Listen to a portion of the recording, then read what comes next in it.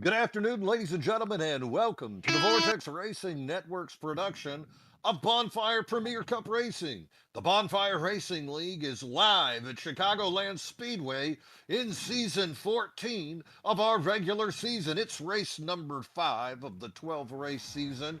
The points are adding up, and we're starting to see which guys are going to race for a championship here in the Bonfire Premier Cup. 3 wide in the booth today. Mean Gene Money. I've got Johnny Replay on color. Zach Panzarella is going to be doing replays down in the pits, getting all the inside info, what's going on behind the earphones and microphones of the pit crew. Johnny, we're getting ready for a hot day of racing. How are you enjoying yourself up here? Oh my God, it's such a different view than being down there in the pits. You guys get all the luxury up here. Well, you know, the ice cream ain't bad, but the bourbon's even better. Johnny Replay going to get a little taste of the high life here today, and I'm not talking about the champagne of beers. We are in the middle of this big season. Last week, boys were in Dover, and we saw Jason Landry take home his second victory of the year, back-to-back wins. Remember, he had won at Kansas just the week prior. Landry did miss the opener at Kentucky, so got a little bit of space that he needs to make up. But big story on top of the poll has to be the consistency of Kevin Kyle. Kevin Kyle, 4 races. Kevin Kyle, 4 top 5s. Last week, Joe Volpes finished 18th, drops 3 spots in the standings, and that lets Kevin Kyle take over, and right now he is your regular season points leader. David Medina right behind him. Now, this is a win and you're in situation in the Bonfire Premier Cup. So what that means is Landry behind his 2 wins, he's in.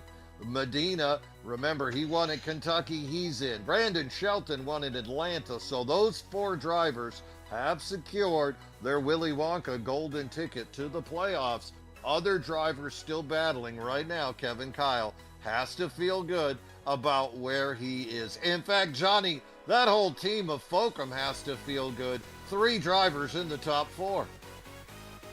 Oh yeah, at this point they're gonna try to get Jake Shea, get him that motivation, that confidence to get him up there to get his first win, and then it'll just be a whole Fulcum team up there. Yup, the whole Fulcum team will be pushing their way into the playoffs. Jake Shea, the number 77. Hard luck for Jake. He's had a couple of incidents with some other drivers at the beginning of the year, but that is a fella that we've seen battling for wins and top 5s in his career, and he's in a great discord with the likes of Kevin Kyle, David Medina, Brandon Shelton to get that info, get that 411 he needs to get that 7-7 back up onto the podium. Qualifying is underway here today. You know, we can talk about what happened last time they were at Chicagoland, though, Johnny. You know, we're in season 14. The last time these boys were here, season 9. So it's been a hot minute. If you're making a schedule, why would you keep a track like Chicagoland off your schedule for this long? I don't see why you would. I mean, it's a great track. I love this track. You know, I've been able to race it in some other leagues, and to me, this track is by far one of the best. And to leave it out for, what, 5 seasons? 5 seasons. Somebody must have had a really bad day here. I love it. Not that a personal emotion would ever influence a logical decision. I guess also this track's coming back, is that correct there, Zach? Yeah, it is. This track is coming back in IRL, as the cool kids would say, in real life. This place was really, really at risk of becoming a Walmart parking lot. It was really becoming kind of disrepaired from what I had heard. Like the concessions weren't looking good anymore. But I think it seems like just in the nick of time, NASCAR swoops in and they're coming back here for the 2026 schedule. And man, this is gonna be an awesome race here today. I love this track just like Johnny Replay. I think this place is a ton of fun, and it kind of, in a way, is like a super speedway in the way that it feels like anyone can win at Chicagoland. It can be a track that creates insane wrecks, and just about anybody can figure this place out and be fast here. So really happy to know that this place is not going anywhere in real life, and glad to see it back on the BRL schedule. Yeah, 1.5 mile tri-oval, very popular for this next gen car. We've seen more and more of these, and between you and I'd love to see more of these than those road courses that keep popping up on NASCAR schedule. Last time, season 8 that they visited, December 10th, it was Jason Landry. He led the most laps. He won the stage. So Jason Landry has to feel good about his chances here today. And the laps he put down in practice, going to be a tough Canadian to beat. David Medina took second back in December of 2023 during season 8. And David Owens took 3. So a little murderer's row right there of those 3 drivers. Also of note, Justin Malarkey not racing today. Jared Kelly not racing today. Buddy Sully not racing today. Would have been the top 6. Next couple of guys, though, Volpus and Lynott, both here today. So lots of experience here on the track and off the track, as we see David Owens parking it in the grass over there. I guess maybe he's cooling his tires. Isn't that a trick the cool kids do, Johnny? They'll run their tires in the grass. I mean, I've done it, but I've never done it to cool my tires. It's more of a, but that's just me. I'm, the little rookie here. More of just like, hey, let's try turning right once. Yes, you like to go in the grass. I've seen that done a few times by the Florida man himself, Duval. Hey, we talked about Jason Landry earlier. There he is. That was a smoking hot lap there by the number 56 Ignition Point driver. Gonna have to look up on the pole and he's not done yet, Gene. It looks like he's gonna put in another lap here. And I am curious to see what Landry can put down here. Like you said, pretty much dominating here last time we were here. That's hard to do at Chicagoland. We saw the DDIRL here last week, and there were 18 lead changes with 0 cautions. So it is a pretty intense track, and that one was fast from Jason Landry. Woo! Oh, Landry was second in qualifying. Lynott was in practice. Lynott was fastest in practice. Only driver to break that 30-second barrier. Landry, though, 30.036 is what he just put up. Very close to that 30-second mark. And right now, that looks like he is the quickest guy on the track. Few drivers still yet to go. Looks like Tommy Fox hasn't gone. Tommy, though, he loves not qualifying. Looks like David Brenner is on, but I'm hearing from the pit, David Brenner having some mechanical issues. Uh-oh. Yeah, it seems like his steering column, they're talking about the wheel, doesn't have power right now in his wheel. That is not good for the 22 Gulf Coast driver. Meanwhile, out on the track, you can see Brandon Shelton laying down a lap, but short. Only 30 seconds in qualifying. He better hurry or he ain't going to make it. I know, it's going to be actually really close if Shelton's going to get this lap in or not. He has yet to put one down. 10 seconds? Oh, it's going to be really close. And pretty much right when you see that 2 disappear off your screen is when we'll have our qualifying results. That was all. That is brutal, Mean Gene. Well, he made it to the restart zone, but he didn't quite make it to the start finish. No, he did not. So 4 drivers not going to get in a qualifying time. But hey, you know who did? Jason Landry. Congratulations to Jason Landry. He is our pole sitter and wins the Sim Racing Pole Award. Jason Landry, congratulations. Sim Racing Nation. If you're in the iRacing community, check out Sim Racing Nation. They have all kinds of posts and community blogs that you can be a part of. Get the latest on inside setups. Sim Racing Nation. Jason Landry going to be on the pole. Outside row number 1 going to be Kyle Lynott in that 988. Lynott looking so fast in practice. This should be a good showdown between the Canadian and the Coloradian. Yes. One of those. Volpus are third. And then Eric Gambrell gonna start fourth on the outside of row 2. Great start there by the rookie. Zach Clausen gonna be starting in 5th. Hey, good start there for the Pony Up boys, 4 and 5. Kevin Kyle, our season leader, gonna be starting in 6th. David Owens gonna be firing off from the 7th position. Rick Mandela, captain of Animal House Customs, going to be starting in the 8th place position. David Medina Sr. going to start in 9th. Michael Serra starting in the 10th position. That's going to be your top 10. And then in 11th place is going to be Jax Duvall. Right next to him, Rick Modric in 12th. Mark Dumont in 13th. Jake Johnson in 14th.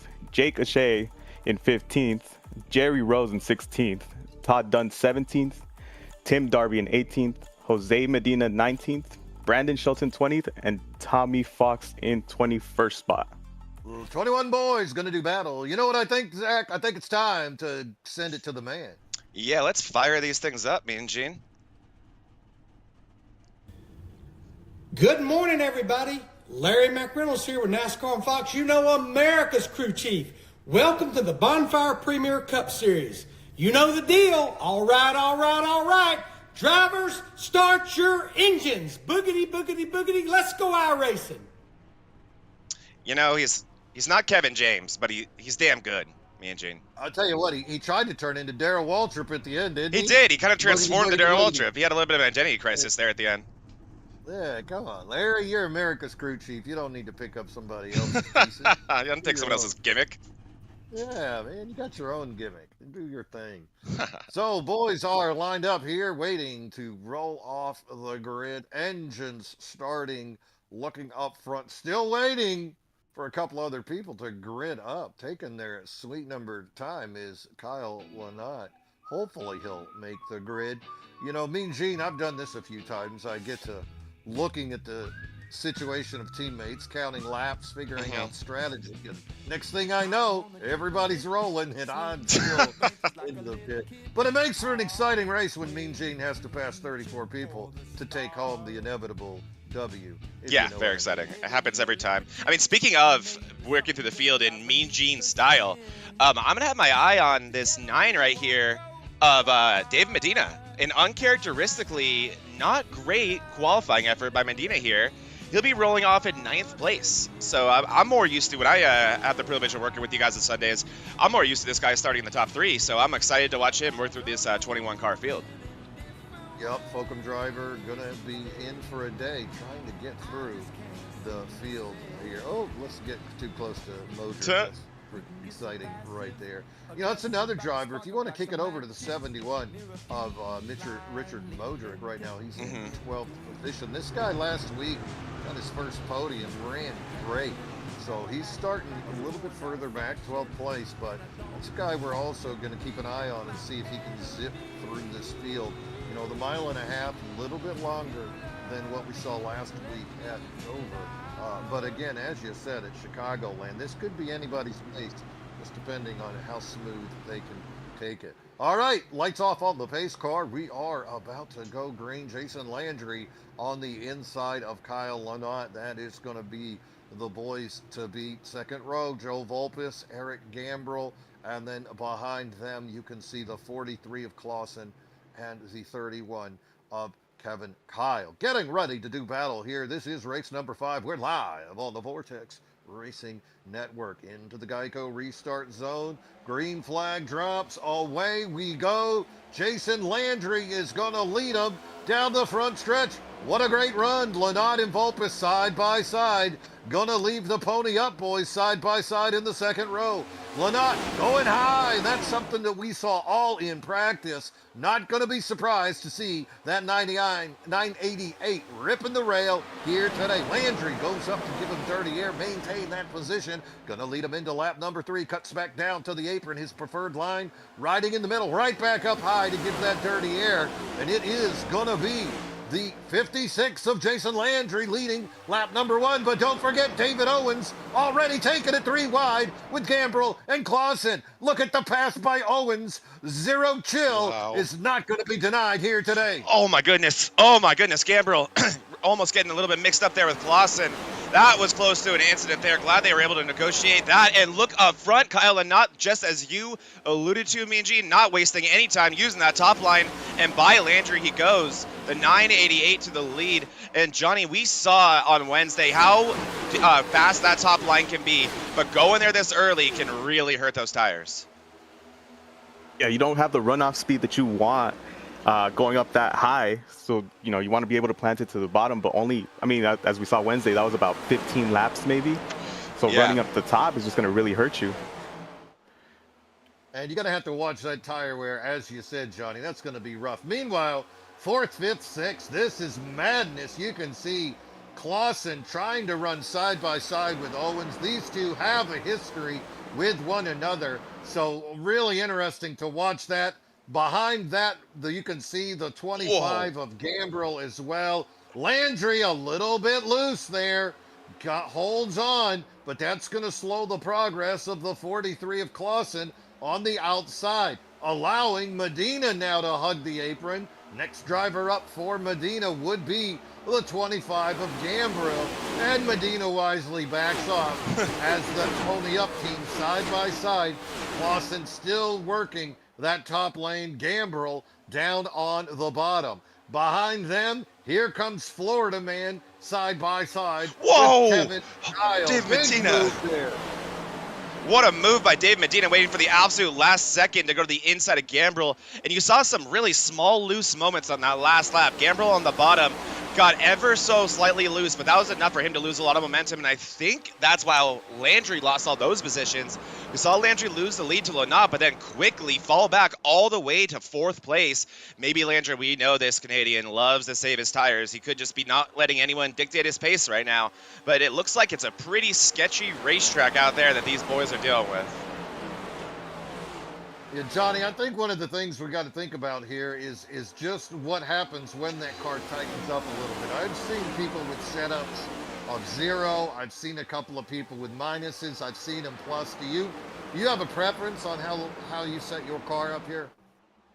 I pretty much just talk to my team and say, hey, you know, or wait for them to say, hey, we're going to be running this. I go try it out. If I don't like it, I'll do my minor adjustments, but just learning from the team as I go on. Now, having a good team is very important. In fact, we're wrecking, boys. Oh, the 25 Gambrill is around. No. Gambrill around. Gambrill, and was that Duval with him? Yeah, and it looks like that should bring out our first caution. It does. Johnny, when you look at this, go all the way back about a previous set of corners, maybe through 1 and 2, and go to David Owens. Something happened there with Owens. I missed that, and then next thing we knew, Gambrill was going around. All right, give me a couple seconds. So we are under caution for the first time here. And it did not take long, Mean Gene. Only 8 laps until we are under caution here at Chicagoland. Almost enough to maybe top off some gas, but we'll see what these boys are thinking. Yeah, well, you figure the stage break is going to come at 50. These cars are going to go around 43. So Ooh, if good you time, came man. in now, you come in now, you get a top off, you would have enough to make it to the end. Look already, absolutely, here comes Lonat. Yep, here they come. Volkman, Landry, oh, it's a party. Clausen choosing to stay out. No points for leading laps, so this is a dirty air move here by Clausen, taking position.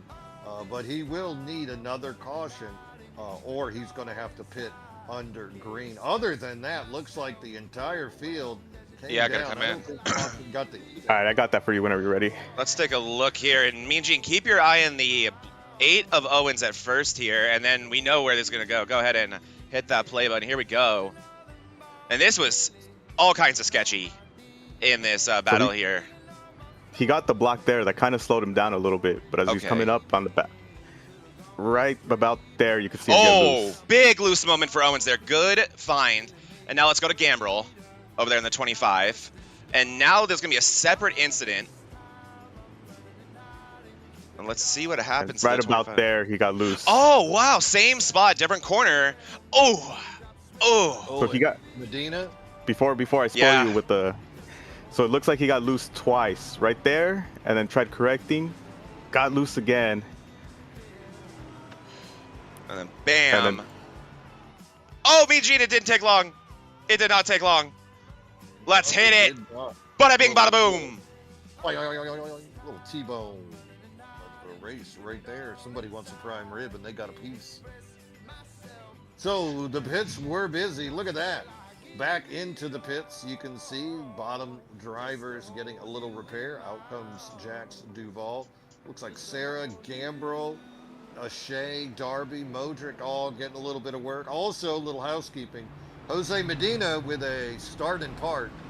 That's that number 54 Toyota. Jose, he's 12th in points. That's going to hurt him. But he had a little league football game to go to. Got a grandson. Yeah, he out told there me. trying to be the next Johnny Unitas. So He quote unquote told me, why do they make these damn kids play so early? And I was like, I agree, me and Jane. I agree. But Jose, starting park is better than nothing, right? It does get you a little bit of points and hopefully will allow him to hold on to that chase spot. But one thing also we got to pay attention to here, guys, is that like Johnny Replay so perfectly found for us, that was Medina. The other Medina, Dave Medina, who got into Gambrel to send him back on the wall. I wonder how much damage is on that 9 race car. I'm looking at the repair time, and looks like not too long. He was The car looks good. Cool. Looks So good. he just got, going back to Jose Medina, I did give him the most important thing you could know is drink a lot of Michelobs or Modelo's and argue with the refs. That is how you be a good dad at a game. Away we go. Here goes Zach Clausen in the lead. Landry and Medina behind him with the push. Outside lane off to a slow start. Lynott gonna fall back into fourth, but now he's getting momentum on the outside lane. Vulpes, the fourth car on the inside lane, gonna just scoot on up behind Lynott. And then Kevin Kyle, we're single file on the back stretch. Lynott now looking out to the apron. Uncharacteristic move, but it gets him by both Landry and Medina. Wow, a little pass one, get one free. Lynott showing great speed early in that 988. Clausen gonna lead a lap under green, but again, no points for leading laps here. Hey, but there is pride, right? And that matters, as Clausen's going to lead a lap here. Clausen's showing a lot of improvement later, and like we said, him and Owens have their issues, but best place to stay away from that is to be in the lead of this race, because, yeah, it just doesn't seem like David Owens likes guys with the name Zach very much, so that's okay. But behind there, you have Landry doing a great job, but he's just really struggling, Johnny, on these restarts. He fell down to from the lead to 5th on that first one, and this one he started 2nd, and here he is down to 4th already. I think it's just the disadvantage of running the high line. Yeah. And then we still got to remember, we still got about, what, 120? No, sorry, 130 laps left? Mm-hmm. Lots of time. Good point. It is a marathon, not a sprint out here in the BRL. Yeah, but you don't want to fade back too much because that dirty air could keep you locked in place. So we do see Clausen and Lynott with a little bit of a breakaway. Medina is now pulling away from Landry. Vulpes underneath of Landry looking to make a move there. I don't think that Landry's car is 100% when he's got people like that just kind of moving by. Then it gets a little spicy. You can see Kyle, Owens, single file behind them, Mandela, Dumont, Rose, Shelton. Brandon Shelton, he is our fast mover right now. He's up 9 spots into the 11th position. So Brandon Shelton did win week 2 in Atlanta, and he's just looking to get more and more points as we move this season forward. Look at Vulpes. Yeah, Vulpes seems to have gotten loose, trying to make that pass on Landry. Almost loses a spot to Kyle, but great defense by the 11 to hold off the charge by that 31, the current points leader. And yeah, just a couple of guys, if these guys give me an opportunity, because man, this is good action that I want to shout out. Yeah, we saw Brandon Shelton be about 10 feet away from that qualifying lap counting. He had to start in the rear, so great job by him. And then Jerry Rose running in the top 10 again here. Hopefully he can get the finish, but really, really another one of those guys that you can throw in the hat of just so much improvement week in and week out. And that is so much fun to see. None of these, oh my goodness! Oh my goodness! Mark Dumont, the car looked like it snapped. What have I done? And then Rose with a T-bone. That's just, it's just unfortunate. That 51, he's been in the top 10 3 times in the last 3 weeks. and contact with another car. We'll see if Oh, he's a wow. meatball. Yeah, he's asking for an EOL. Not sure. That 51 looks like it might be done. Shea is 32 destroyed too. Yeah, Jake Shea. He was moving up as well, one of the fast movers. There's Jake Johnson, got some right front damage. Oh my God, Mean Gene, have you been watching the videos of NASCAR 25, the new video game? I'm aware of its existence, but really haven't seen too much. I've been watching a lot of gameplay videos, and the wrecks from the AI look awful. But I'll tell you what, they look exactly like what we just saw. What happened to Jay Johnson? Do you have that, Johnny Replay? I have that ready. Let's take a look here. Or was that? No, is that? Who was that? That's one. Dumont. That's Dumont. Yeah, I apologize. Dumont. That was Dumont. What happened here? It's almost like a repeat. You can see his back end slips out and Oh. then just snaps to the wall and takes out Jerry Rose. Let's ride Gives on a board good with him. Molly-whopping. Oh yeah, that's a mollywop if I've ever seen one. So let's ride on board with Dumont. Real time. I want to see how quickly this happens, me and Gene, because oh my goodness, that thing snapped. Here we go. It's real time right here. Jeez, you have no time at all to react to that. Oh my goodness. Wow, that is so unfortunate for Dumont, for Jerry Rose, for it looked like a Shea and Jake Johnson, all with serious damage in that accident. And I mean, that is a commentator's jinx if I've ever seen one, so I apologize for that. Wherever Jerry Rose is. Got him. He's in the infield care center because that car is. Yeah, there he is. He's in his normal place, which is up top the Pony Up Motorsports box, spotting for the other driver. Look at his crew going, what do you want us to do? We can't fix that, Jerry. We can't. Yeah. Oh, if you want to pull up the replay again. Yeah, let's take a look. Here we go. So after that happened, you see Jerry Rose on the field, and then this is Jake Shea. It looks like he tries to avoid the 32. Oh! No, Jake, no. You know what? I'm going to put that one on Rose because the Shea couldn't go in the grass. Maybe if he could 20 feet into the grass, he would have missed that. You're not wrong. You're not wrong, me and Gene. And I'm going to also blame Johnny Replay because he talked about a Shea before this race. So that was a double commentary jinx right there. And big apology. I want to give a shout out to Todd Dunn. Todd Dunn sponsoring the cautions here today. Oh, my apologies as well. Yeah. So again, he didn't cause the caution, but he paid for it. Todd Dunn. Thank you. This is our second caution of the day here. Lap number 18 as the boys are making their way around. Things have changed up front. Kyle Lynott being shown as your leader. David Medina on the outside of the front row. Kevin Kyle, Jason Landry is your second row. David Owens continues to move up. Going to be in fifth. Mandela Sr. sixth. Joe Volpe at Clausen in eighth. The biggest beneficiary there had to be Clausen because he finally got to come pit. Does fall back into the ninth spot, but at least he's on the lead lap. Here we go, and Lynott on the outside gets a great jump on the inside lane. Two-car lead now for Lynott on that outside lane. Kevin Kyle also trying to make the outside work, but it's Medina on the apron. Lynott comes down to block. Kyle and Landry side by side for the third and fourth position. Medina almost gets to the quarter of Lynott. Lynott holds off the charge. Now using the apron. Seems like Lynott on his own goes outside, but low will go low. Whoa! Oh no! Landry. Landry's around into the wall.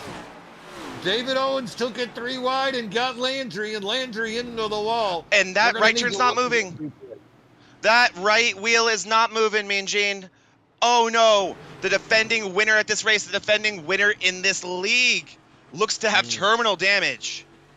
Wow, he won back-to-back last week and the week before. Kansas and Dover winner. Might not be the winner here today at Chicagoland. And we are under caution, I believe. Jay Owens. You know, they say you can't high five yourself, but look at that cockpit of Owens. He is absolutely. You shouldn't have worn white gloves.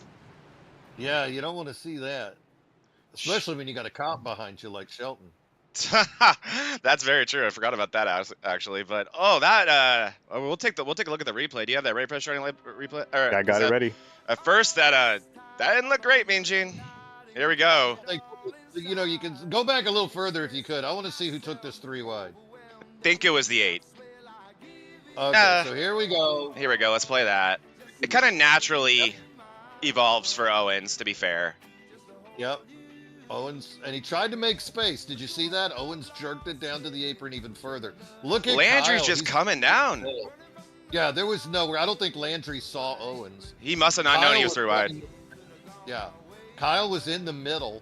Landry's in, like, what, the middle low lane. Wow. Was go that back. Volpus? Yeah, go back a little bit. Watch how lucky Volpus gets here. That hit him. Wow. It looked like it. Did he get net code? He got the Neko gods to help him out there. Wow. And that's a big hit. And I love what you brought up on Monday, I believe it was, Mean Gene, about how it's such a bad hit right there. If you have the wheel turned, that breaks the toe link, and Jason had the wheel turned. Yep. That's Bad luck right there. That toe link is there it is. A great shot there by Johnny Live. Look at that toe link. Look at that camber. Looking like it's straight out a stance car for all you cool kids over there. All right, so I can tell you out of experience, it's not fun to drive like that. It's not. It's not. You got a lot of flats. So you got a lot of cars in the pit trying to get extended repair done. You can see Gambrill, Clausen, Sarah, and Darby all riding it out, needing to get moving, though, if they want to stay on this lead lap. You can see them coming out of 4. Repairs still underway. Yeah. It looks like Jake Johnson also getting repairs. Rose and Dumont behind them out of the race. Modric back on the track. Good for him. He's going to be 10 laps down, but at least he's putting in laps again. Should get him by Dumont and Rose in the standings. Wow, and look at this, guys. Guys like Gambrill, it appears, yeah. And that who is that behind Gambrill? That's the I think that is Clausen. They did not stay in the lead lap there. That was the pace car that got by them. So we are down to how many cars in the lead lap? Gambrill chose to stay in to get more damage repaired. Like he voluntarily going a lap down. Clausen, on the other hand, came out too late and is going to now be a lap down, which is not going to make his teammate Gambrill happy, because Gambrill was expecting to be the only car a lap down, made that choice to get more repair work done. Clausen misses the call by the crew chief, comes out late, could have got another 45 seconds of repair done on that car, but instead came out late, and now he's going to have both guys a lap down. Tough day for Pony Up. You got both Medina and Rose out of the race, and now Clausen and Gambrill with damage a lap down. Absolutely. That is so brutal. Luckily for them, only 13 cars in the lead lap, them being the first 2, so maybe they can get that lap back in timely fashion if this race stays like this as we get ready to go green again. Pace car out of the way. Kyle Lynott in control, and he with a late start, but he doesn't fool anybody. Look at Medina side by side with David Owens in the second row, and then Mandela and Kyle in the third. Volpus trying to push that inside lane, 5 cars back. Lynott now up to speed. Medina, Owens side by side. Medina giving Owens room on the inside. Plenty of room for Owens now, full charge behind Lynott. He's going to go up high. Lynott with a 3-car lead. Medina, Owens side by side. Owens going to wiggle, loses that momentum, clears Medina. Medina now into second easily. Owens, now Kyle looking below Owens. Owens has got to get this car on the straight and narrow outside lane, giving a little bit of difficulty for that number 8. It really is. Man, these restarts are sketchy for a few of these cars. Just so hard to get these cars underneath you. Johnny, we both had the pleasure of racing here on Wednesday, and we were not dealing with this level of looseness. Oh, no, not at all. There was just a bunch of trying to figure out which lane was the fastest, especially when you're on older tires. Now, I don't have the data in front of me. Did anybody take tires? Good question. Was that Maybe Duvall, Todd Dunn, maybe? And yeah, yeah, I think Jack's the ball as well. Duvall took him back on 17. Looks like, man, Brandon Shelton took tires back on 17 as well. I can't tell what Sarah did because he had a damage repair pit stop. Clausen took tires. Everybody else looks like just fuel. Everyone should have fuel to make it to the stage break at 50. Other news, housekeeping things to talk about. Gambrel off pace right now. That car is a good 1.5 seconds slower than the leaders. So damage done to that car. Also, Jake Shea forced to come in and pit again on lap number 25. He's back out on the track. His car looks less damaged, but being those 2 laps down, kind of behind the 8 ball there for the 77 of Shea. Yeah, that's a brutal situation for all those drivers. Still working through it, not giving up yet, trying to get that damage fixed and get a few more cautions. And wow, look at this. Here you have Kevin Kyle racing against Mandela right there. That's going to be for the 6th place. Really intense racing between those guys. And what also, every time I get to cover a next-gen race, one thing that just is hitting you in the face constantly up here in the booth is the effect of that dirty air. You saw Duvall make a pass on Kevin Kyle about a lap ago, drift up in front of him, take his clean air away from him, and that shot Kyle straight up the racetrack. Just cannot understate how impactful dirty air is in these next-gen cars. I think it's something that you really got to factor in when you're making a pass if you're in a group. Because if you go for that pass, if you go side by side and don't break through that barrier, the cars behind you are just going to eat you up as well. So something these guys need to think about. This isn't the olden days where you can just cut down into the other lane and think you're going to beat them in a drag race. Not a thing that's going to happen. Kevin Kyle, though, now making progress. Little bit slower than the cars in front of him last lap, but looks like he's recovered. We'll see what he can do with his teammate of Brandon Shelton in front of him. And then behind them, look at that Mandela-Volpus combo there. Those guys, couple of Animal House custom drivers.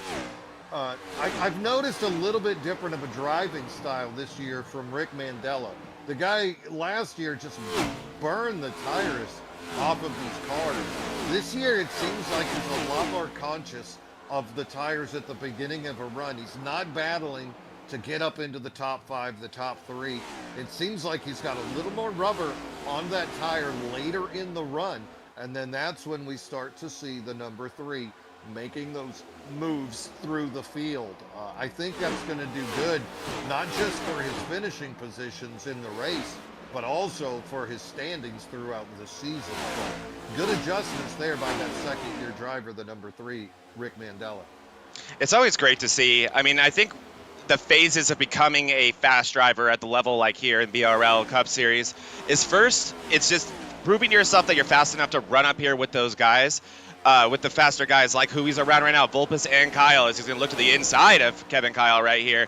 But the next step is doing it for a long period of time in one race, right? Being able to maintain that speed on the long run, and that is absolutely what Mandela is doing right now as he completes the pass on the 31 of Kevin Kyle. So yes, another driver. So cool to see that driving style change, see him mature, and look at this long run speed here from the 3 Animal House Customs car. I'll tell you who else is up there running good. Started in the back, wasn't concerned about it. Johnny, that's your boy Tommy Fox. Oh, Tommy Fox. Yeah, I mean, what other benefit can you get from not qualifying? Mm-hmm. You get to be in the back, see everybody crash, and you keep going on. Like, just a fast driver. I mean, on Wednesdays over there, he's fighting for the Best of the Rest championship, and over here, he proves himself as a great driver too. Yeah, Tommy Fox, he's really in a good spot. He's up 13 spots. He and Brandon Shelton with the most movement out on the track. Tommy also took over that seat made vacant when Joe Volpus jumped over to Animal House Customs. Gulf Coast Racing immediately scooping up Tommy, putting him into the fold, and right now Tommy in that 9th place, and he's ahead of the rest of the group, if that makes sense. He's more in that lead group than that second group.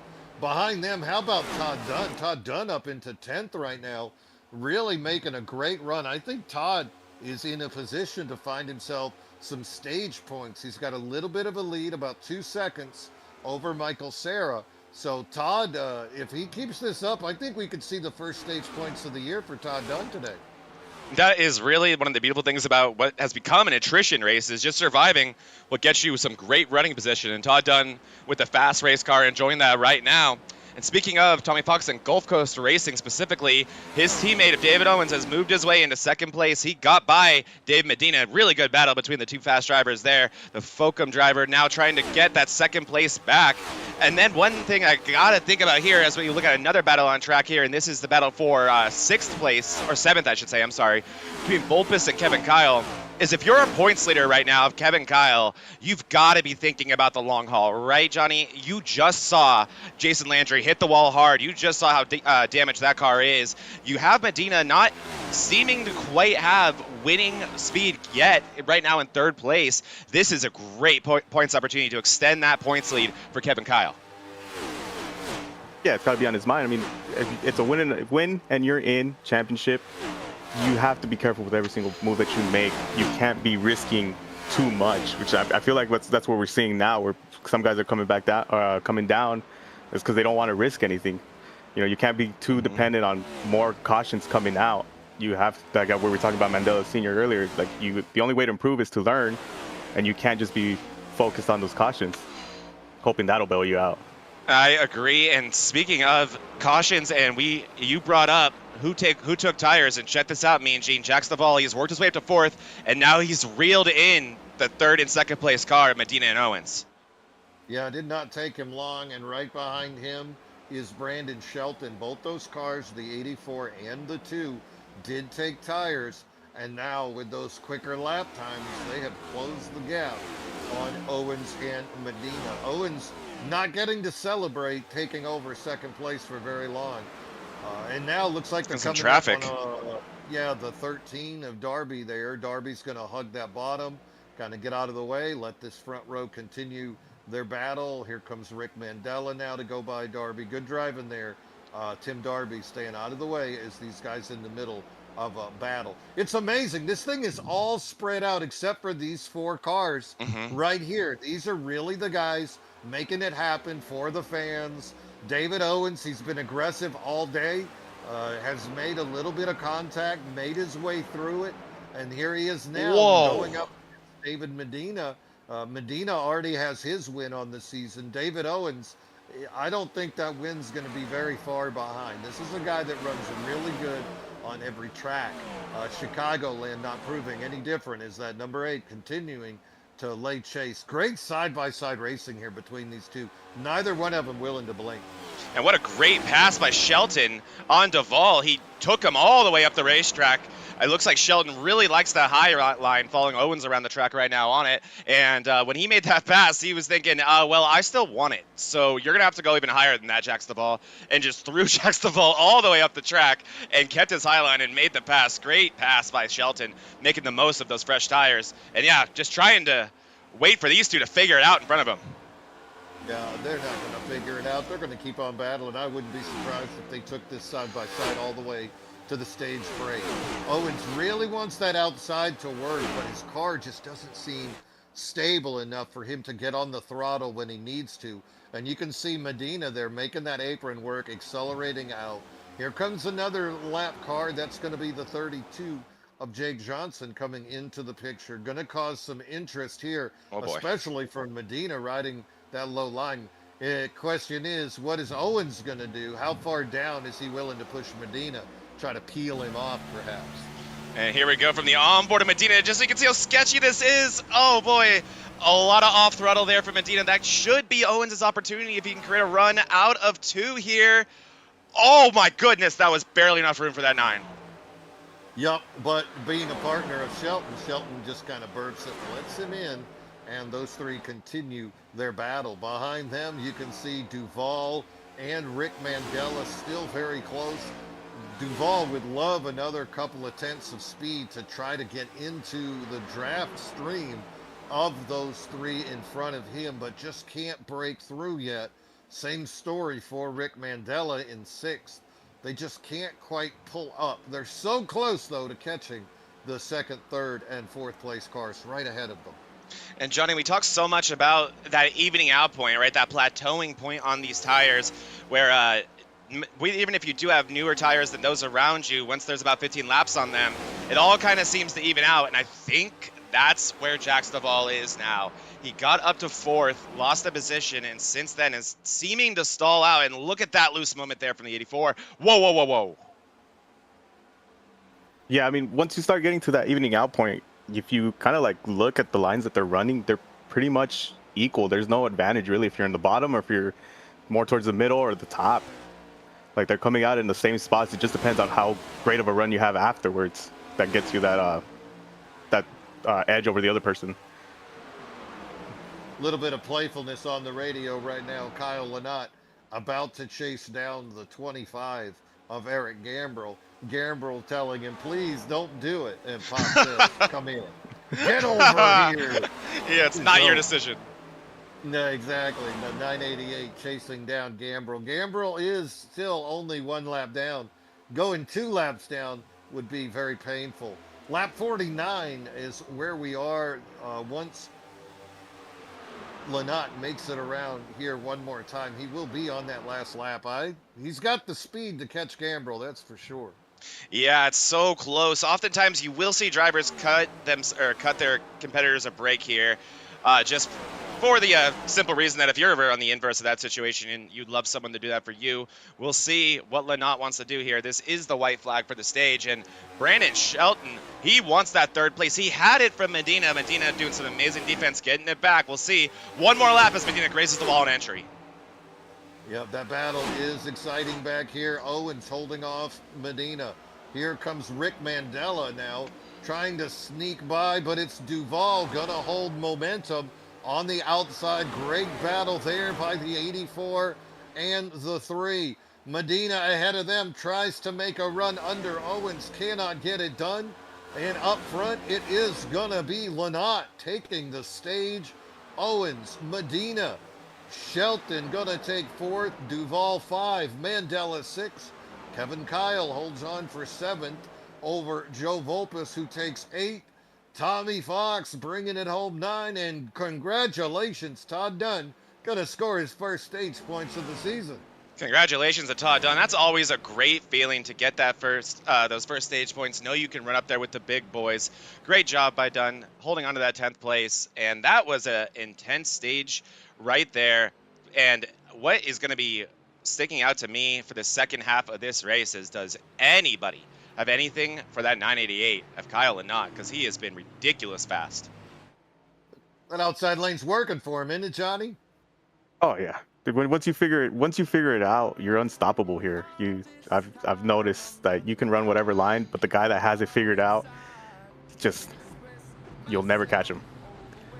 And that's been the difference, I think. Owens right there in 2nd place. When I've seen Owens go outside, his car just doesn't allow him to get back on that throttle as quickly as Kyle Lynott.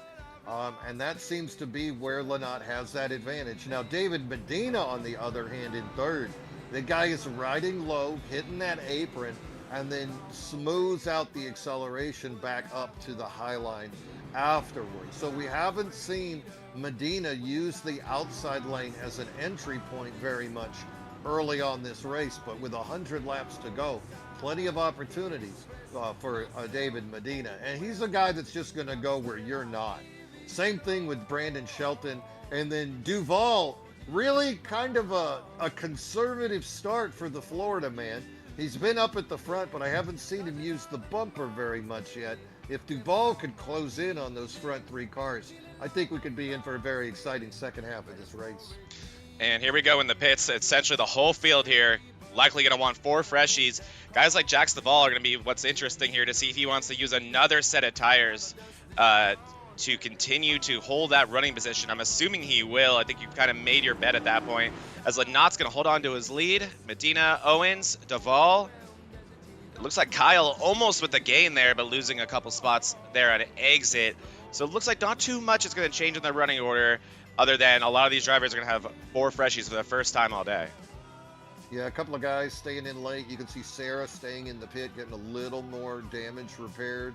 Zach Clausen now making entry. He was your lucky dog. So the 43 also needing a little bit of damage.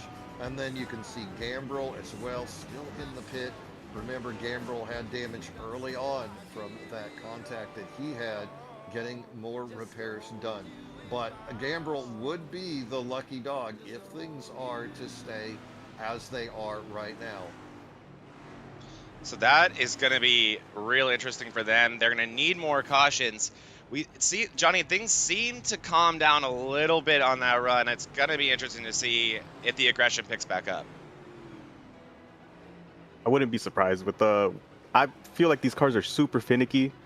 And like we said earlier, most of these guys are coming back on their new tires. They've already been used to running these older tires, especially with all those caution laps that we had. So aggression, we're definitely going to see that. Now, can they micromanage their turns and avoid sliding out? That's what we got to look out for. Yeah. Speaking of aggression, Zach, Clausen does it again. He stays in the pit too long, misses the race car. Instead of being on the lead lap once again, Clausen misses the opportunity.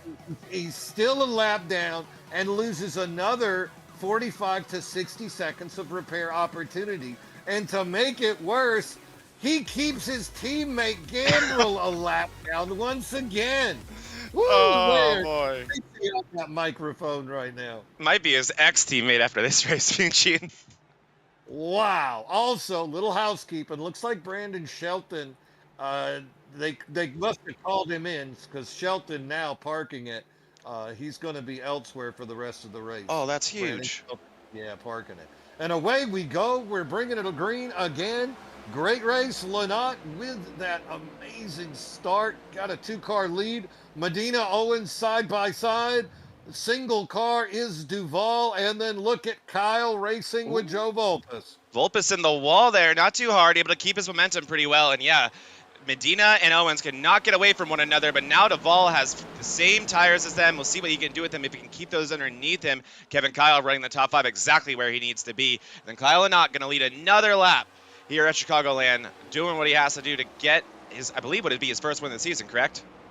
Yes, sir. He is in the hunt. Wants that Willy Wonka ticket, and he's up there battling for it. Meanwhile, look at Jake O'Shea. That guy's finally making some moves. He's got that 77. I think it's fully repaired. I don't see any damage on it. Still being shown 2 laps down, but he's making moves. Speaking of moves, look at Joe Volpus using the outside there, getting around Kevin Kyle.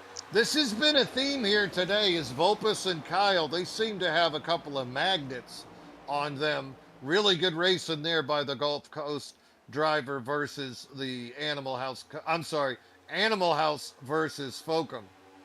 Really is, and it does seem like one of those races. Even though we've had a lot of attrition, a lot of pit strategy, it seems like the same guys have just been stuck together, especially up front, and definitely Volpus and Kevin Kyle being 2 of those. I mean, Johnny Replay, you know all about what that could be like when just seem to be racing the same guy week in and week out, and what that can do. As look at Duval to the outside. Mentally, I feel like it drains you because you know you're fast, you know the other guy's fast. How do you fight them without giving them a little love tap in the corner? What's going on with David Owens, Mean Gene? I was about to say the same thing. Owens trying to use the apron, but his speed is off by staying low. You can see 5-car length pull away by Volpus and Duval there. Maybe Owens is just trying to use a little bit different of a line. That outside was just so unstable using the outside on entry. I think Owens might just be experimenting. Lap 59, we're only about 8 laps into this second stage. And Owens is going to get past again, this time by the 3 of Mandela. Interesting. He's committed to that bottom, maybe thinking more about tires than anything else. And check out behind them, Todd Dunn. He gets his first stage points, and he goes, you know what? I'm not satisfied. I want to finish even better. And here he is, looking for 7th place on the points leader. Battling Kevin Kyle. That's that pumpkin orange 72 on the bottom. Todd Dunn. Inside, outside lane, you can see Jake Shea has that 77 repaired. That's that yellow machine. And then behind them, Tommy Fox also battling for that top 10. That's 6, 7, 8, and 9 right there. Great running here at the Motor Speedway. It certainly is, and here we go. The 77 is going to really, really wrap that corner. That is Jake Cachet. He is trying to get his lap back the hard way, so he's got a long way to go. He doesn't have time to worry about David Owens, and he completes that one quickly. These next two, however, these would be for position on Owens. I am looking closely at that 8. I don't see damage anywhere. What the hell is going on, Johnny Live? Is he counting backwards, Johnny? Is he doing math already about fuel? I think he's trying to figure out what line to run. I'm seeing him at the bottom. I'm seeing him in the middle. I'm seeing him between the seams. To me, it looks like he doesn't know which line to commit to. I would agree too. It's weird. Unstable, right? Like, Very right. if you think about it, he was battling Medina earlier, and Medina was just sticking to the bottom. He was more up the top. Now that he doesn't have essentially anybody next to him, he's probably trying to experiment what line, but now it's kind of cost him with everybody catching up to him. There might be a little bit of panic set in him. Oh, he is clutching. He is saving gas. Yeah, I was wondering. You can get about 43 laps out of these things normally. That's 86 laps. Clutch. Plus the 50. That's 143. So, in theory, if he could squeak out 3.5 extra laps in between, he could do this on one more pit stop. But that is a tall tale, a very tall order for anybody, especially when you look at the speed of a Kyle Lynott out there here today. Lynott 30.71, 7/10 of a second off his fastest lap, 12 laps in the tire run. Kevin Kyle's doing it too. All right, so I'm going to go through the field real quick here, guys. I'm going to go through the top 10. We're going to ride on board with them all.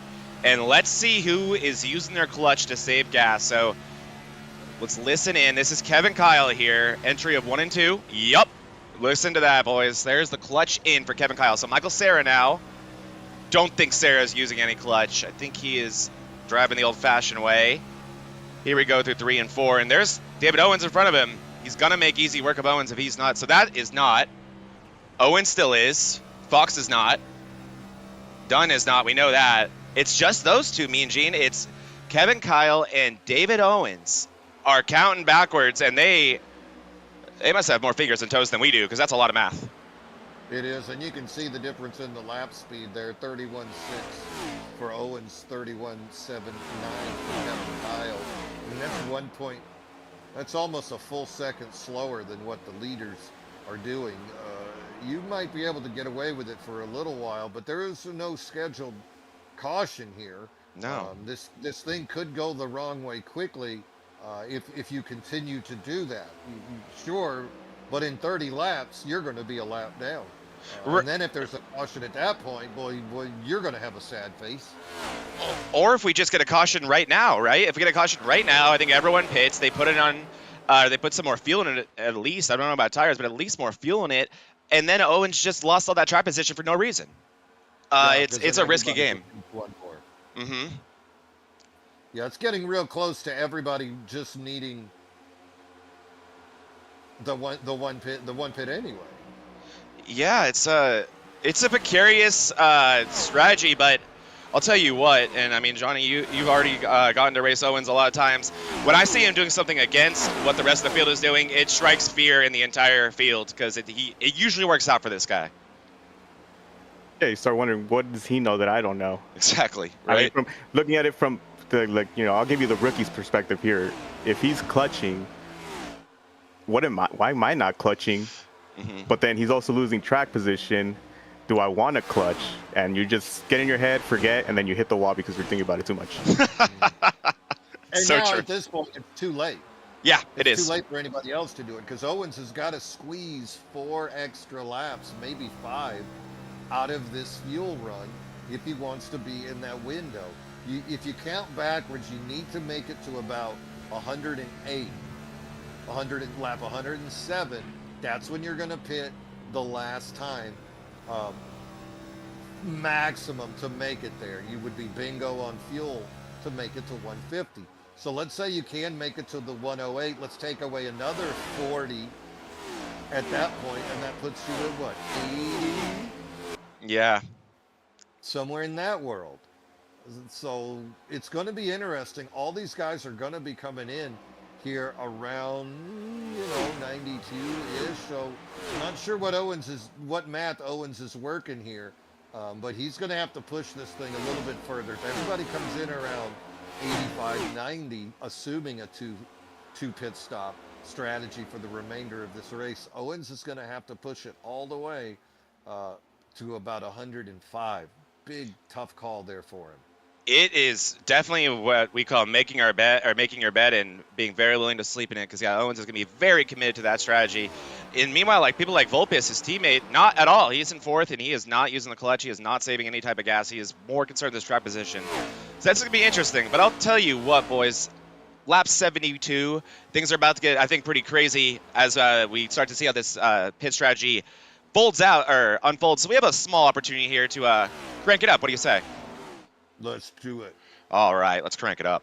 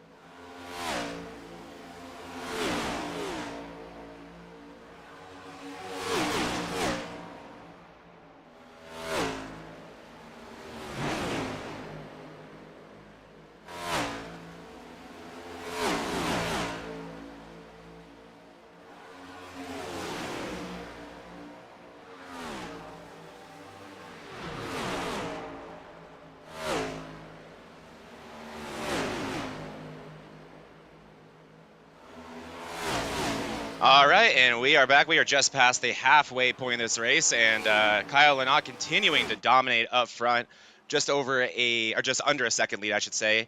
Dave Medina breathing down his neck, and then Jack Stovall up to third place.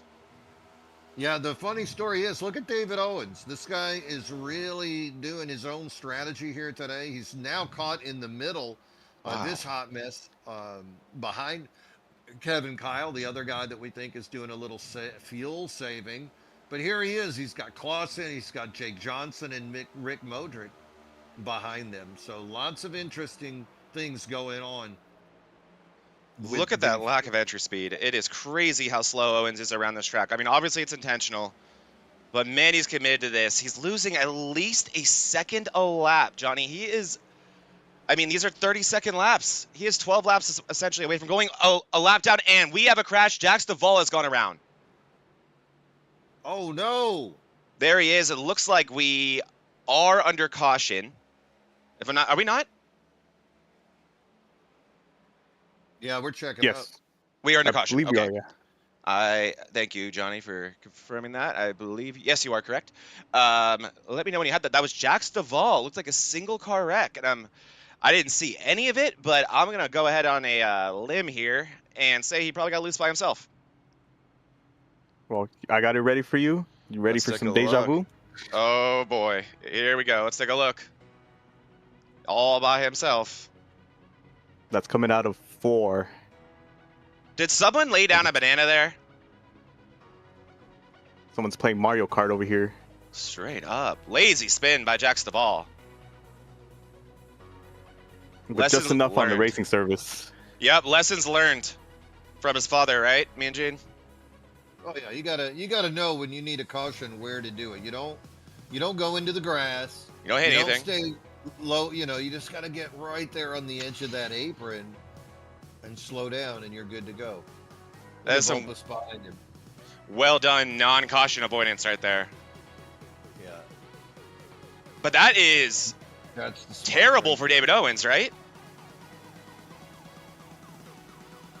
I'm glad that he locked it down though. You don't need anything. Yeah, definitely did a good job staying out of trouble there. Locked it down on the bottom of the racetrack. Got it back going, and there's the caution. Yep, that's And here comes everybody. I feel like that was the worst time for the 8 right there. Yeah, not what he wanted to see. Him and Kevin Cobb both working their own personal strategy there of saving fuel. Now all of a sudden, everybody's going to come down, take lap here. Fuel on lap number 82. You add 43 to that. That's 130-ish. Everybody gonna need one more pit stop to make it to the end. So whatever one-stop strategy that was running through the minds of the number 8 and the number 31, that is now out the window. Everybody on the same fuel strategy now. So it's really about track position. And as we look at the track position, you're gonna only have 11 guys on the lead lap, I believe. Yeah, you're right about that. And we got, speaking of track position too, we were talking about how bad that was going to be for David Owens if the caution fell at the wrong time for his track position. Johnny, you want to know how bad it was? The guy who spun out and brought the caution is still in front of him. That's just so high risk, high reward, and that risk was not on his side today. I mean, we know Owens is fast enough to work his way back through the field, but he was in second. So, oh boy, I guess at least now he has about half the race still to work with. Long races here at the BRL. Oh, that cars were doing repairs, trying to stay ahead of the pace car coming off the lead row, and you Clausen figured out. Scream. He did. You could hear Campbell screaming, "Go, Farmer, go! Go, you better go!" Clausen did get out in front of the pace car this time. I think Gambrill got out of the car himself and pushed it out the pit box and said, "Go, you're done. You guys are done working on it." My word. That is some fun stuff right there. So yes, 11 cars on the lead lap. Kyle Lanat being shown as your leader, choosing the outside row. No surprise there. Joe Volpus now going to start on the second row with him. All of the guys up in the front happy with their fuel situation. Lanat Volpus in the front row. Then you got Medina, Tommy Fox, Rick Mandella, Kevin Kyle. Duvall gonna stay on the lead lap. Didn't take an extended pit stop, so he must not have damage issues. Going into the restart zone, away we go. Great start there by Lanat. Gonna take the outside lane. 3 cars ahead of Volpus on the inside. Medina side by side with Volpus. Volpus getting a push on the inside though. Now from the orange car of some Medina. Tommy Fox of Medina. There it is now. Lanat, single file. Then he's got Volpus, Medina. Looks like Mandella gonna fall into 4th place. Tommy Fox up into 5th. Duvall 6, Kyle 7, Todd Dunn 8, single file racing here down the back stretch. Tommy Fox gained a lot of track position on that pit stop there, starting to fall down the field here. I'm looking at my data. I don't see a longer or shorter pit stop. I don't think he's on 2. Nonetheless, though, a little bit of a struggle here on Fox to get that 57 underneath him early on this run. As you see Kevin Kyle looking to grab another spot from him. This would be for 6th place. Oh, these boys are battling hard right here. Good run, though. I'll tell you, that 988, he looks like the guy to beat. He was the only guy to break the 30-second barrier in practice, and now here on qualifying, everybody on the fuel. He doesn't need to worry about somebody surprising him with a trick strategy. All he needs to do is keep that 988 pointed in the right direction. All things looking green for Kyle Lynott here today. Joe Volpus now moving his machine up into 2nd. Going to have a tough time swinging by Lynott, but Volpus got to be happy where he is. Yeah, he Currently definitely on the does. tail. And he got by Medina. That's the biggest thing. That's a huge pass for Volpus. A great restart. Got that big push from Medina and was able to pretty much just drive away from him as you see a couple cars graze the wall on entry there. And yeah, you mentioned that during practice, Lynott was the only one to break that 30-second barrier and put a lap in there. You know what barrier he's broken in the race? He's another one. He has put down a 29.99. That 988 is a rocket ship. Yeah, good speed being shown here by Kyle, the Colorado driver, trying to take home his first win of the year here today. Got a little bit of a ways to go, though. We're only on lap 88. We're going to make it to lap 150 here today. We're 3 wide in the booth. Mean Gene Money up here with Johnny Replay, Zach Panzarella. We're 3 wide in the booth, bringing you all this action. The Bonfire Premier Cup live on the Vortex Racing Network. Race number 5 live from Chicagoland Speedway. Yes, we are. And look at this. You have Todd Dunn and Tommy Fox battling, and you know all about what it's like to battle with Tommy Fox, don't you, Johnny Live? Oh, way too much. Just, I don't even know why I am battling him when I'm there. Is that your guy? They have been battling all season. It's been fun to see Tommy Fox battling for 2 Best of the Rest championships, and one of them against Johnny Replay over here. And it's been a blast to watch. And Tommy Fox is just another one of those drivers that week in, week out, improving so much. Yeah, I've seen the bumper so much that I see it in my sleep now. But nonetheless, a great driver. I'm, There's if another I look had for to battle you. anybody, I battle him. I don't need to memorize this one. You go to sleep having dreams about the real thing. Yeah, I fall asleep on the bed and in the dream I crash the wall. So.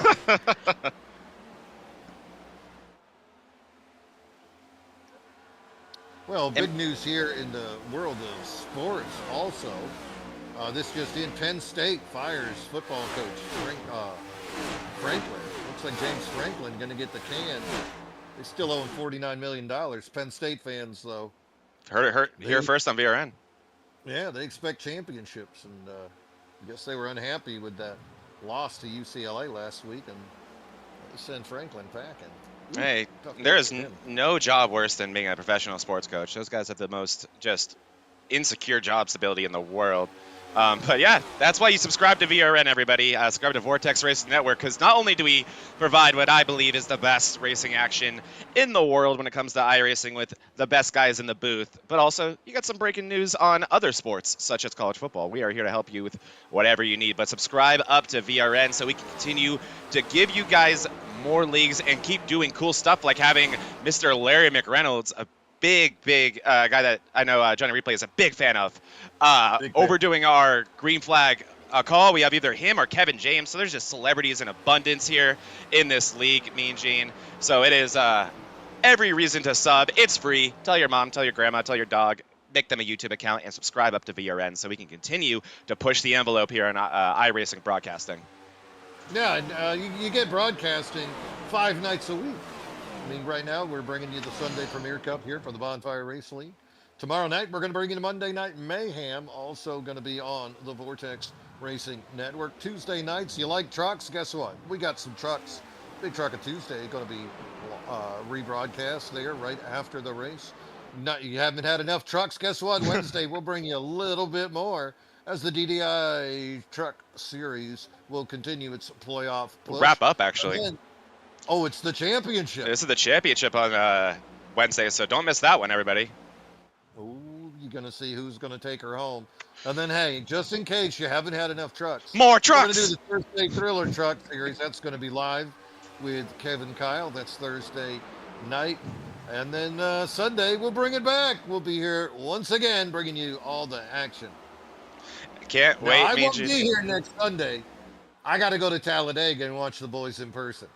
Oh, God, you got to watch probably Joey Logano win his stupid race so we can make the playoffs or make the Final Four and ruin it for everybody. And then I have to listen to you for a week. Can't wait. You've got a week in time forward. That's today. Oh, boy. Today's Vegas. It's Kyle Larson Day. Today. It's Kyle Larson Day.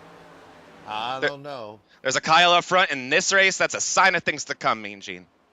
Oh, no. Not gonna happen. Meanwhile, out on the track, Tommy Fox having a great day. He's right ahead of Kevin Kyle. Kevin Kyle is the points leader. So Mr. Consistency, 4 top 5s in 4 races. So Tommy has to be thrilled with what he's doing here today. He's behind Rick Mandella. They're on lap number 97, pitted on lap 81. So they're 16 laps into this run. Not a lot of erratic driving, but that Gulf Coast driver, Tommy Fox, has to be thrilled where he is right now. 30.91 was his last lap. Little bit slower than the leader, about 9/100ths of a second off. But most importantly, Tommy is faster than the guys behind him. So that 57 is trending up, not back, and he can set that number 3 of Mandella in his sights. Equally ahead of Mandella, David Owens. David Owens now seeming to settle in. But Johnny, that erratic driving that he had, trying to figure out his line, just did no favors for David Owens. And now that everybody's on the fuel strategy, the reality is David Owens is just another car 2.5 seconds behind Kyle Lanai. Yeah, I mean, he was battling Tommy Fox earlier, and then that's when we saw his clutch strategy. He would have been, more than likely, he would have been up there. But now he has to fight the whole, everybody in front of him. What if he goes too aggressive and burns up his tires? Mm-hmm. Well, that is a danger. We've been trying to give everybody flowers for being calm here, but you're right. If somebody wants to make a move, unless they're willing to settle in where they are, it's time to push the envelope a little bit. And this is one of those great tracks, I think, where you can really hear the tires and have them kind of control when you roll, when you start to throttle up a little bit more. So things to think about for these guys.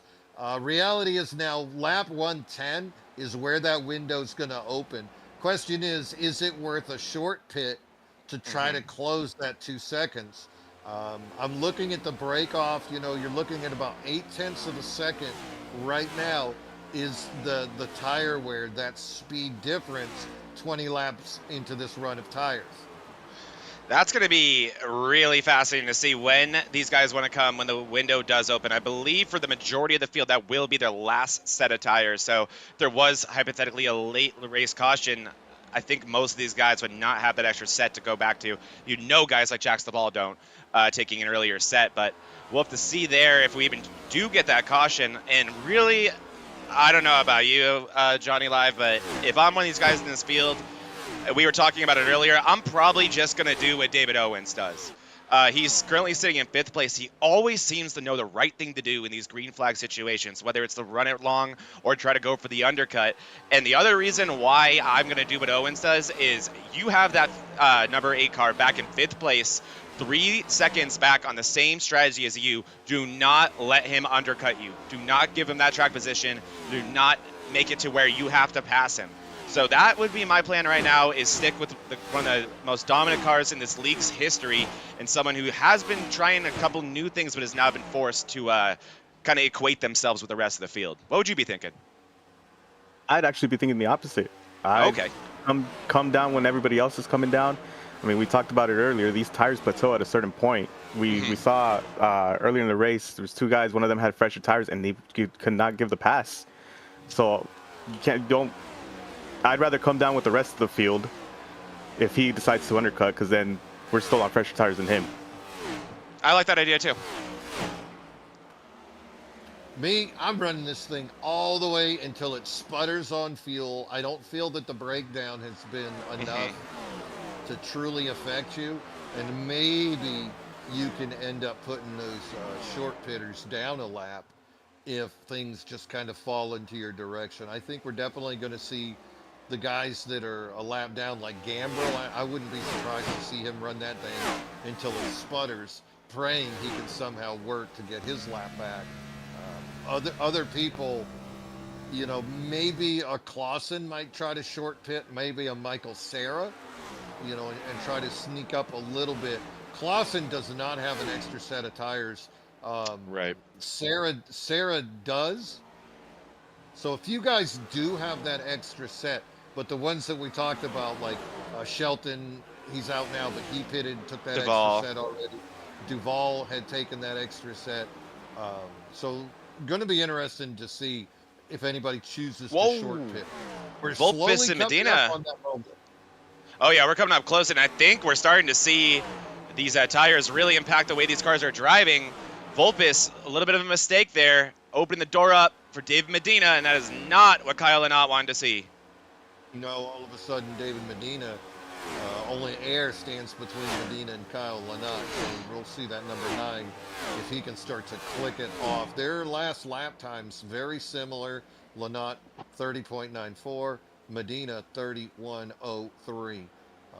Okay, so here we go. A little bit of activity down on pit road. Looks like Rick Modric going to bring it in. That's at number 71 Chevrolet. Modric being shown 10 laps down, so he's not really under constraints of the normal rules here. No, he's probably just trying to get some fresh tires on it early, put down some fast laps, see the time he can get back. And here we go on our pylon. So where you see that gap, I'm going to change this for you guys real quick, and we're going to take a look at the last lap times. And I really do like that point that Johnny Replay made about the Delta. It's not that great, guys. We talked about 29.9 being Lynott's fastest lap, but nobody is as close to as fast as him when it comes to their best lap. Everyone else's best lap is in the 30.2s. So let's go off of that. You're looking at 0.8, a little bit less than a second of a Delta. This deep in a run, that is not bad.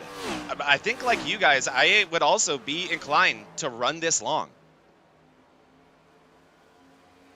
Yeah, I don't see that advantage of short pitting, but we'll just have to find out what they do. It all depends on your track position and what your dream is here. But you definitely would hate to ruin a top 10 race.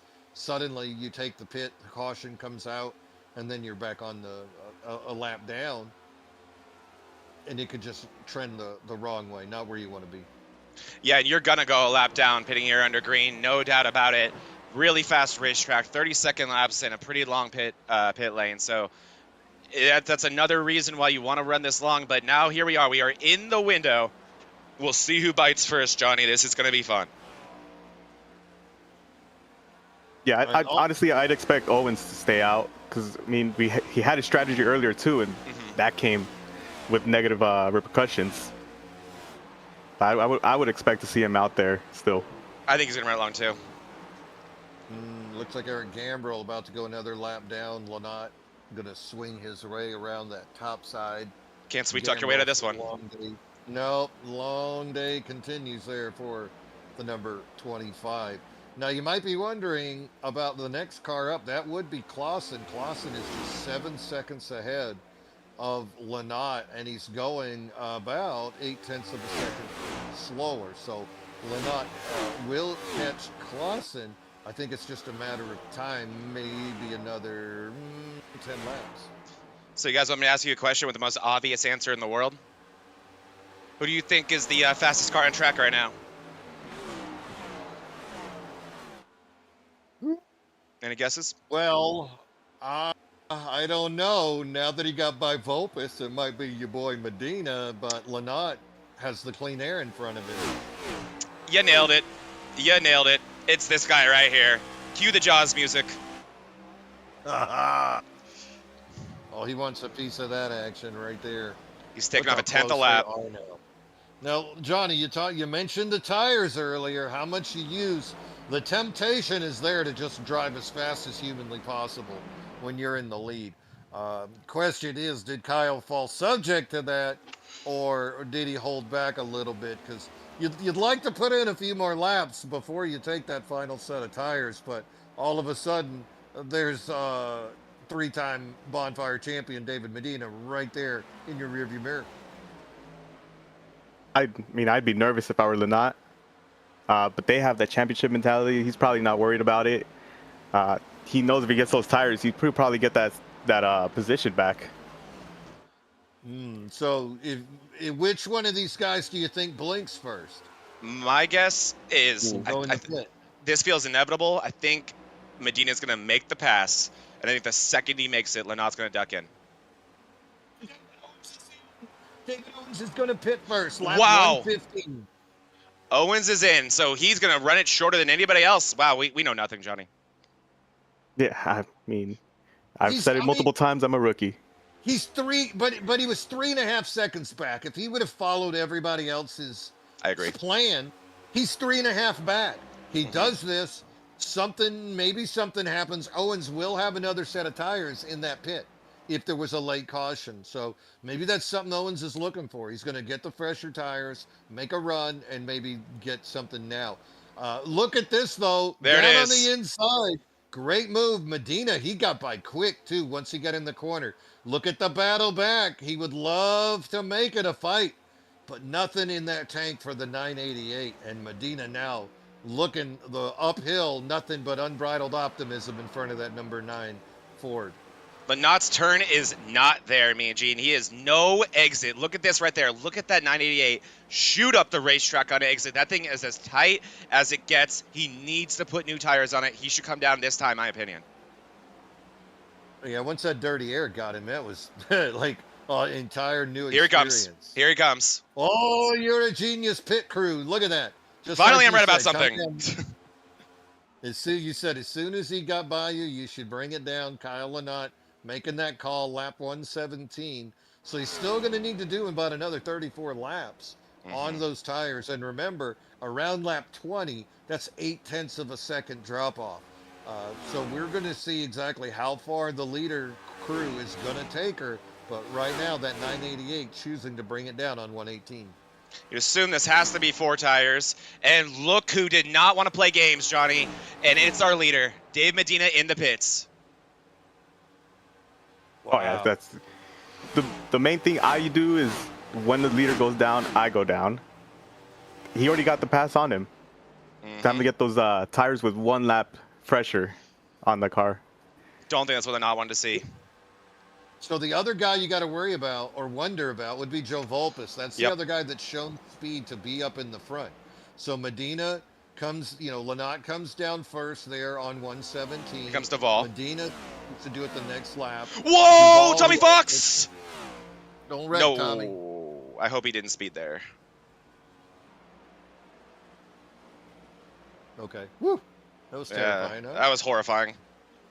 Duvall was using a tractor beam, pulling him a little hard there. So now you wonder, Volpus, like how much speed is he losing by staying on the track, but how much speed will he make up Here he after comes. that lap 20? Now here he comes on 120.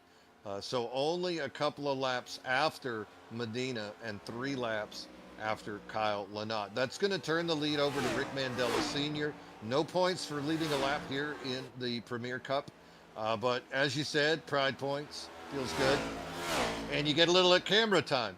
Look at that. Animal House Customs Racing, number 3 Ford. Animal House Customs, they can do your embroidery needs. Great company there. See, it pays to be in the league. So Lenat, oh boy, lost time to David Medina, even with the 1 lap undercut. Really? That's the race. I think so. That is absolutely the race right there. All right, Lenat is going to get by Volpus.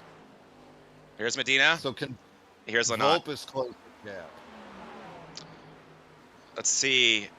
He's going to come out in front of Duvall, so a nice little pit stop there for Volpus to maintain his position.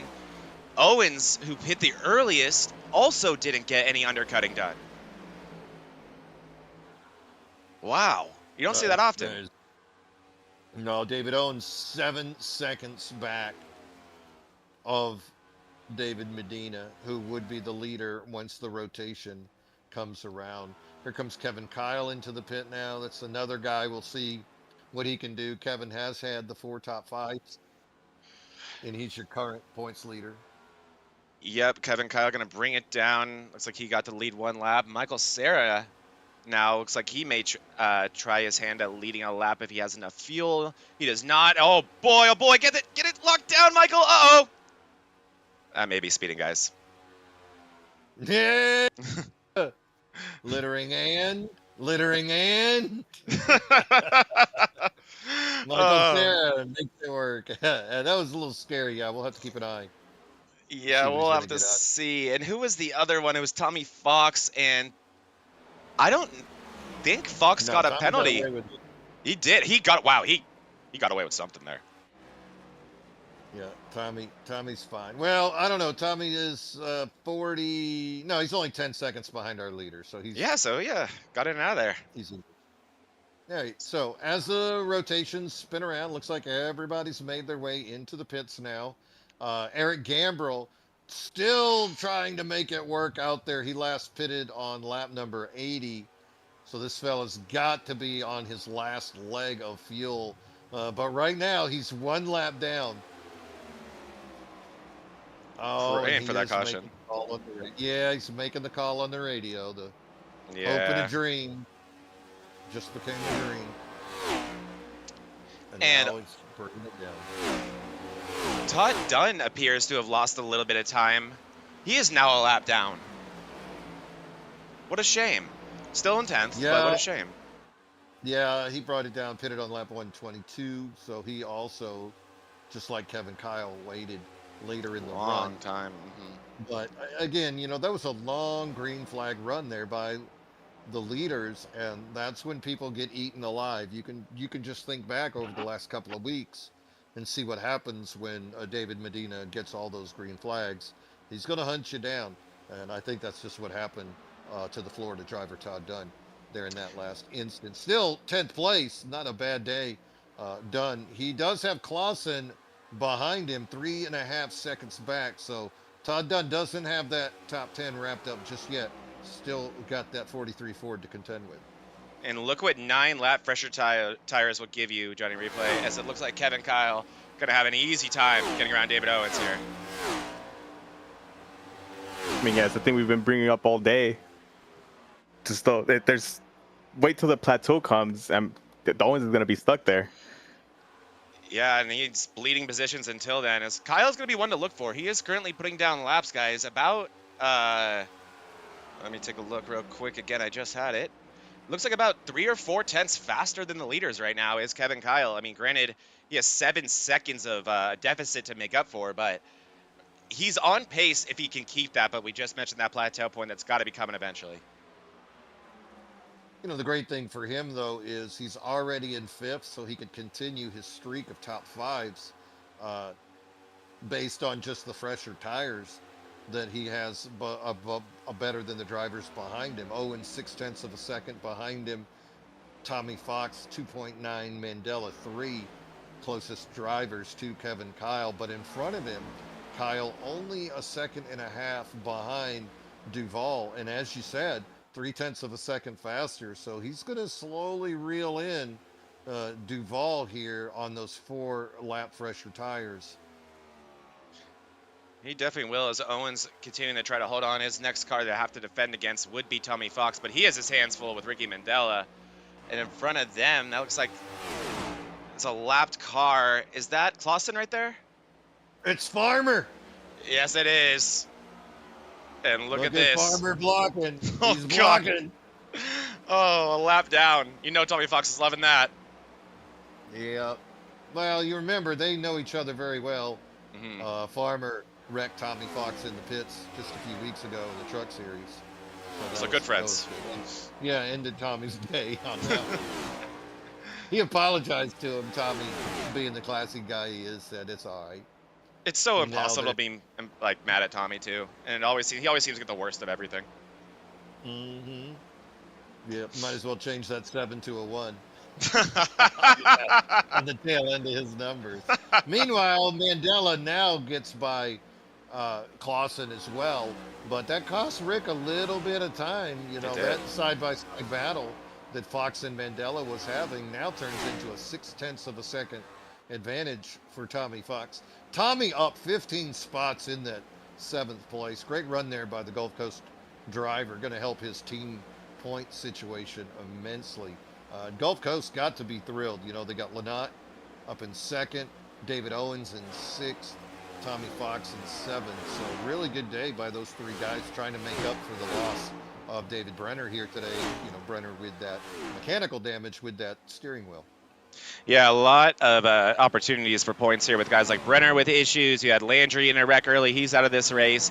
Shelton out of this race about around the halfway point. So great day for Gulf Coast, but I don't think if he can't reel in Medina some way, somehow, and that will help. Oh, man, Medina gets caught up by lap traffic. Look at how much time he just lost.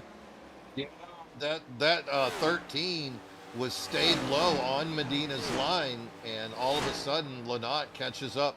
But look at this, Lynott tries to go low, Medina rolls that outside perfectly and going to maintain that position and pull away slightly.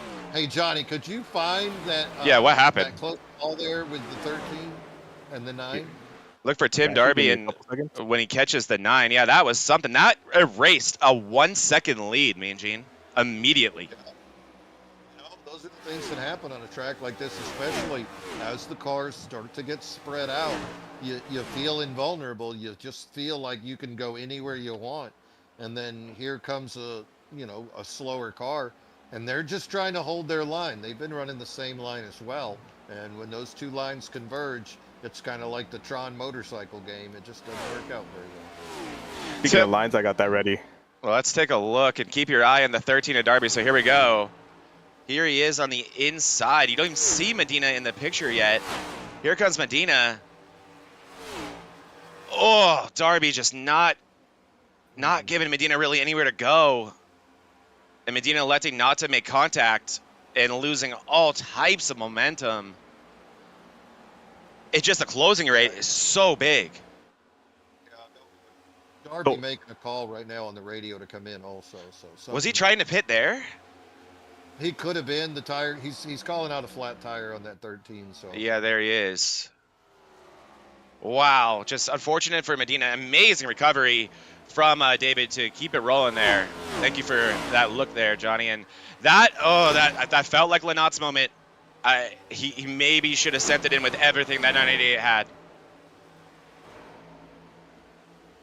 Yeah, half a second of the lead again for Medina now. Didn't take him too long to push that thing back up. But well, not putting down similar times, but once you get close, it's just so tough to get through that barrier. And then he fell back into the clutches. So Medina, your leader, 6/10 of a second behind Lynott. Then you got to go a ways back. Joe Vulpes is about 2.5 seconds behind Lynott. Then you got Duval. Kevin Kyle still making chase on Duval.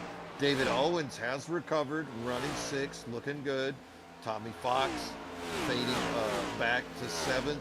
Mandela still sees Fox, but just can't close that gap as those 2 cars continue to run similar times, but only 4/10 of a second separating those guys. Michael Serra, nice day here today, going to be in 9th place. He is the last car in lead lap on the lead lap, but slowly but surely Medina tracking him down.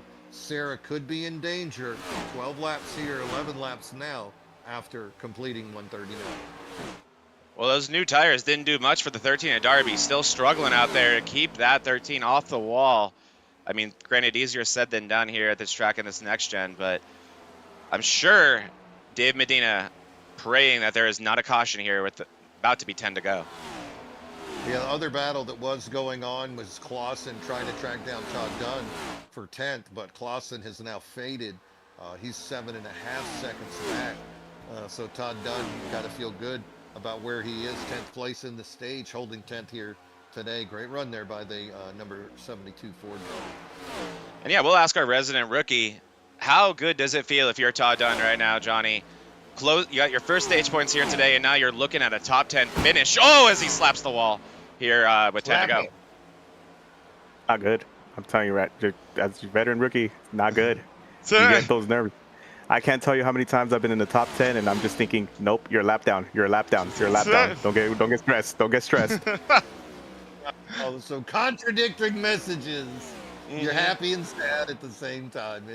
It's hard to accept it, right? You always want to do better, but in my opinion, take the small victories, everything to keep it positive moving forward. You know, for guys in this league, you can't compare yourself to what a David Medina's doing, what a Landry is doing. You got to compare yourself to what you did last week, what you did last time you were on this track, and that's where those improvements are going to occur. And that's why it's so much fun to watch a driver like Mandela, you know, rookie year last year, this year consistently in the top 10 once again, making battles to make his way into the playoffs. A Jose Medina, you know, so many incident points last year for the 56. This year cut way down, was in 12th, did a little starting park. We'll see where he lands, but you know, watching the incident points drop, you got to feel real happy for a guy like that also. So my mark isn't the other drivers. My mark is, you know, what did I do last time? And if, you know, you're out there running those laps like Todd Dunn, I think he should be really proud of what he's done here today. Owens is going to lose a spot to Mandela here, who also got by Fox, did Mandela. So Mandela with a late charge here, all the way up to 6th place. He's going to try to complete the pass on Owens here. And that is Dunn, I believe, in front of them. It is. That's the lapped car of Dunn in front of them. I'm wondering if something happened to Owens there. I see Owens and Fox went off track. Lap 139, if you can try to find that, Johnny, replay. Owens and Fox, lap 139, had an incident. Looks like Tommy Fox definitely got the worst of it. He is all the way back there now. And Mandela picked up what looks like it could be 2 positions here. Oh, no! Wow, a little slap there. Owens goes door to door with Dunn. Dunn ends up in the wall. Those two guys gonna make their way around. So Owens definitely driving with an aggressive mentality. Didn't appreciate losing that position to Mandela. And so a little contact there with Todd Dunn. Ooh, the ball in the wall. To make his drive. Ooh, those tires are getting angry. Here Kevin comes Kyle, KK. that is more position. Okay, so I have the Tommy Fox. Let's take a look at this as we see KK move up to 4th place. And here we go. Tommy Fox behind him. I believe that's Owens. So they had caught Owens. Mandela. Fox coming up. Loses Fox sliding, yeah, off the track. Okay, now go to Owens.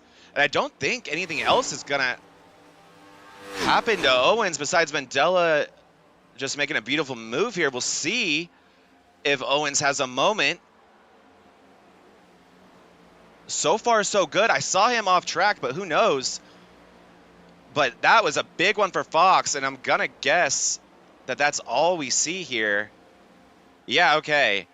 So just Mandela making a great charge. He has completed the passing. He's holding off Owens still, and yeah, not too much more, huh? Not that I can see. As Yeah, Owens, that's what we were talking about Mandela at the beginning. How he's not burning the tires off at the beginning. Seems to have a little bit extra left later in the run, and that's exactly. Him and Gambrel coming out of 4. Check this out. Here we go. That's a lapped car. Yep. And we got 2 to go in this thing with Medina still comfortable lead. Yeah, there was contact right there. Yep. And that's likely what allowed Mandela to get to his inside. There we go. And we'll take a look up front now. Only 2 to go for David Medina. Looks like Amber got a little tight there, that broke car.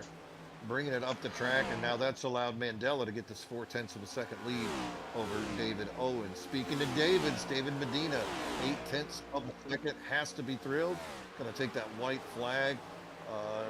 This thing kind of spread out. As we go through here, Medela Owens might be the closest battle out there. Medina rolling up. Michael Cera trying to make it on the lead lap. Go, Mike. Don't let him pass you, buddy. You got this, Michael. You got this. All right, here it is. David Medina bringing around turns 3 and 4. He's on the front stretch. Fans on their feet. second victory of the year. He won at Kentucky, and he wins here today at Chicagoland. David Medina is your victor. Behind him, Kyle Lynott gonna finish second. Joe Volpus brings her home in third. Kevin Kyle continues his top 5 positions with a 4th place finish. Florida man Jax Duvall gonna bring it home in 5th. Rick Mandela does hold off the charge and bring it over. Oh, Owen's not happy with the Gambrel. That's a new admin in this league. That's a great look. Oh, look at Gambrel gets manhandled there as well by the car behind him. Owen's going to finish 7th. Tommy Fox bringing it home in 8th. Michael Sarah brings it home in 9th. Todd Dunn with his top 10 here today. Congratulations, Todd. Zach Clausen going to bring it home in 11th. He will be a lap down. Jake Ashea manages to bring that thing home in 12th. Good recovery for Ashea. That car was broke early. He had to pit under green a couple of times too, so got to be happy about that. Eric Gambrel going to bring it home in 13th. Tim Darby 14th. Rick Modric 15th. Jake Johnson 16th. And then here we go with the parking lot. Brandon Shelton, remember he had to leave early. 17. Jason Landry caught up early and taken out. 18. Jerry Rose died in the Mark Dumont incident. 19 and 20 is Rose and Dumont. And then start in park, Jose Medina gonna finish in 21st. Medina was 12th in points coming into this race, so we'll have to see exactly how that affects Jose moving forward. A lot of spread out racing, only 21 cars here today, and on a speedway like track like this, it gets you apart, but just as soon as you think you're safe, suddenly those lines come together. We saw that more than once here today. Yeah, we really did, especially early in the race. I think that also could have been why we saw it calm down so much in the latter half of the race. I think a lot of people getting spooked, it becoming an attrition race, and great finishes becoming available to these guys, and people wanting to take advantage of that. So we saw a pretty tame second half of the race there, didn't we, Johnny? Oh yeah, I mean, it looked like it was just a bunch of micromanaging your wheel that caused those first incidents. So everybody be more conscious. And we can take a quick look, boys, at the standings after this race. I will get those uploaded for us to take a quick look at before we say good afternoon to all these people, not good night. Well, as you can imagine, with that win, moving up 5 spots, big mover right there, gonna be David Medina Sr., 2 wins on the year, and he's going to take over that top position for regular season points from his teammate, Kevin Kyle. Medina first. Kevin Kyle does hold on to the 2nd place. No movement there. Joe Volpus is going to stay in 3rd.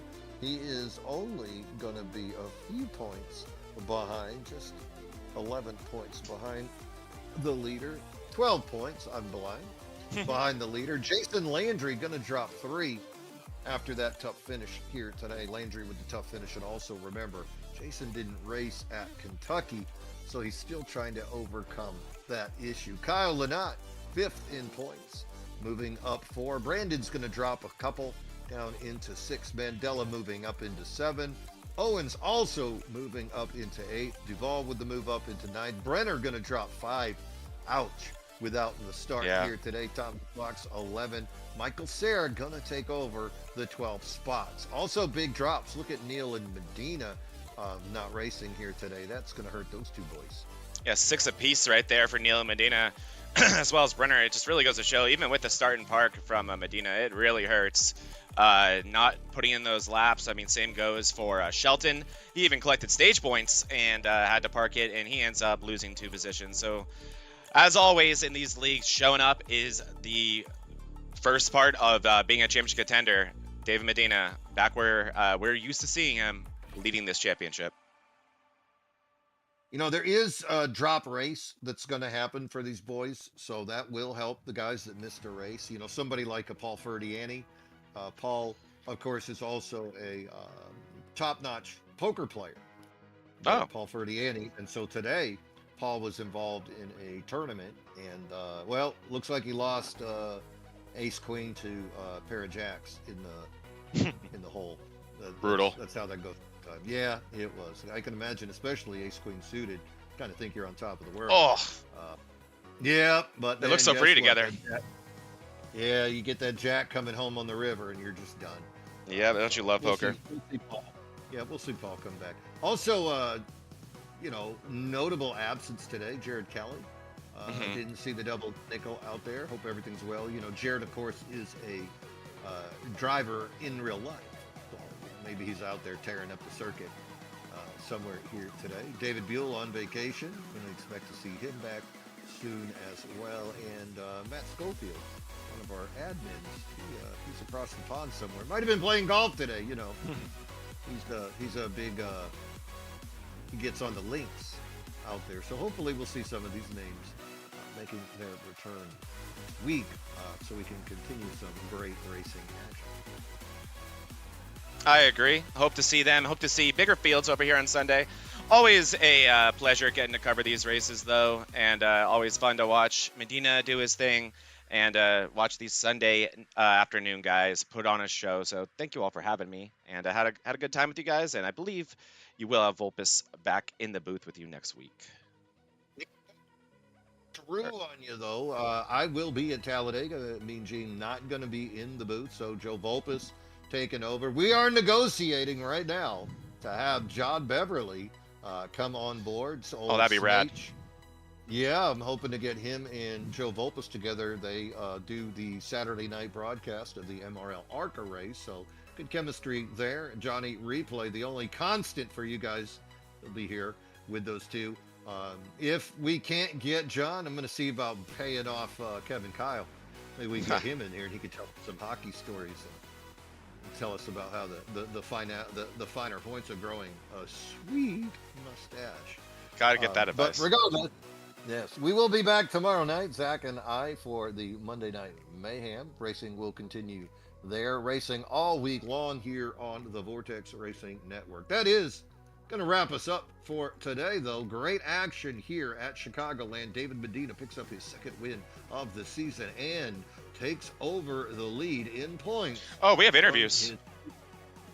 We have some boy. Wow, we just almost ignored two people, and I'll let you two guys talk to them. Yeah, you got Kyle Lynott first. You guys ready for him? Hey, Kyle, we got you. Get him. Yes, sir. All right, Johnny, go ahead. Take it away. Okay. Kyle Lynott, second place finisher. I got, pleasure being someone to interview somebody now. How do you feel after the pit stop, the last one where the ninth got ahead of you? How did that feel? Like, as a rookie, every time somebody passes me from pits, it's just whatever.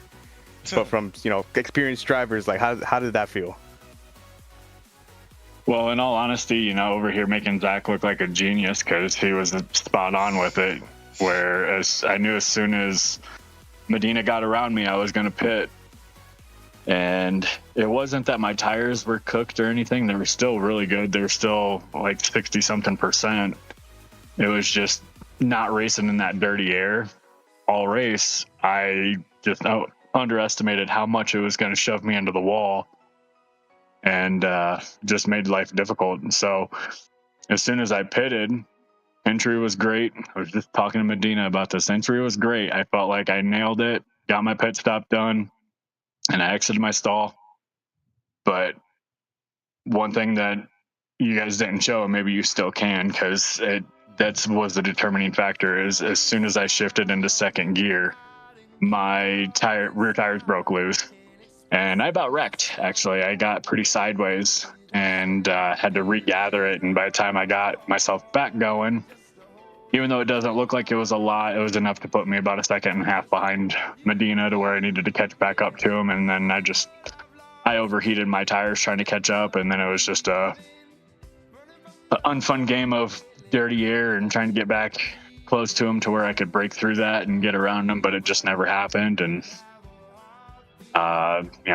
Darby was trying to pit, and that gave me an opportunity, but it was one of those things where I felt like if I tried to dive it in there, I was going to slide up the track and wreck us both.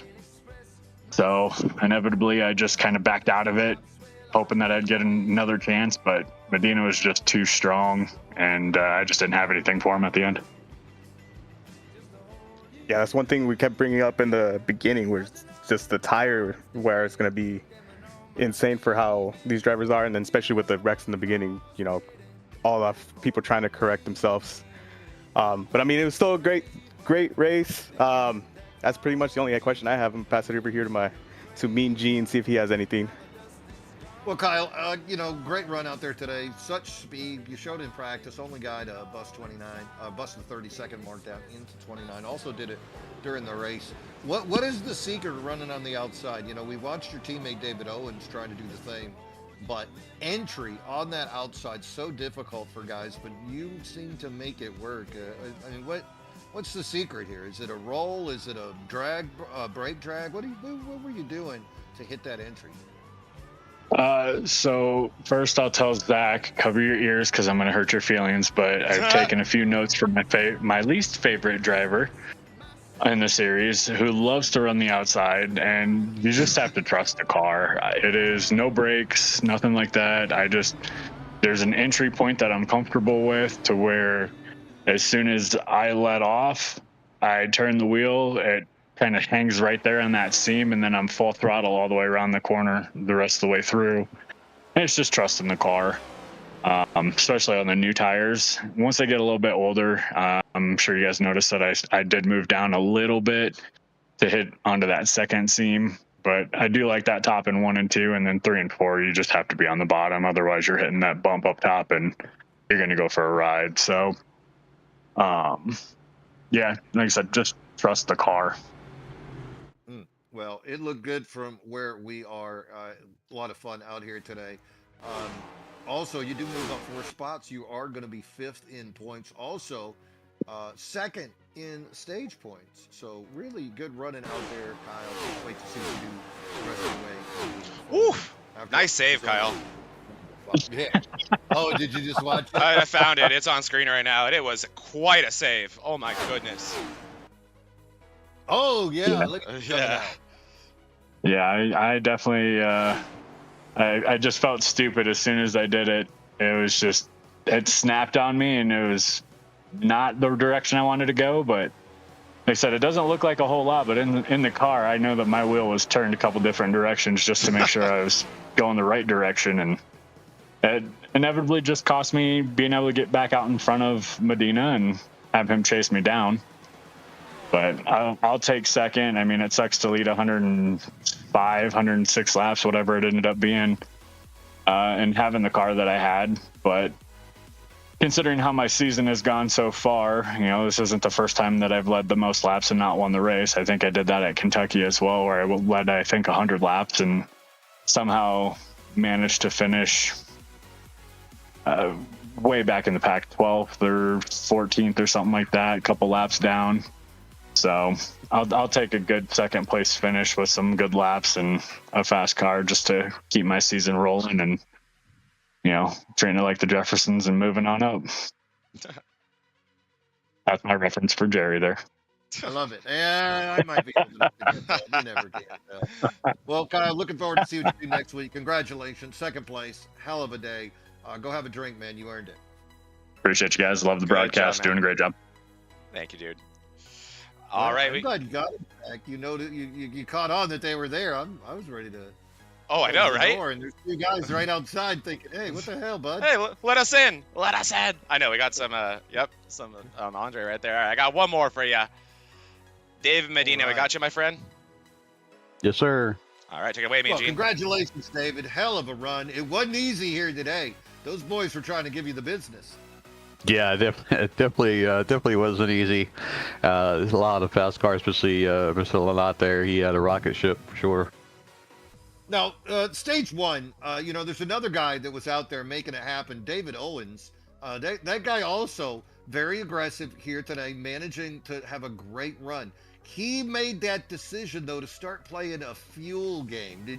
Were you aware of him doing that? And did that thought ever occur to you to try to stretch out an extra 5 laps and turn it into a 1-stopper after the stage? Yeah, just some some chat going on in our Discord. We had a teammate that was also, Kevin Kyle was also doing some fuel savings, and I did some of that during practice just to see, and apparently I'm not very good at it, so I decided I wasn't going to do that and couldn't get the advantage. I was a little bit worried about how much time I would lose on track, so it's just something I just chose not to go with, and that caution just kind of took it away from him as far as seeing if it would work out for him. But David always fun to race with. We had some battle for a few laps and stuff. Just another fast driver. Yeah, I've got teammates. They are really good at saving tires and saving fuel, but their secret is they just run slower than me, and I think that's the same thing for you.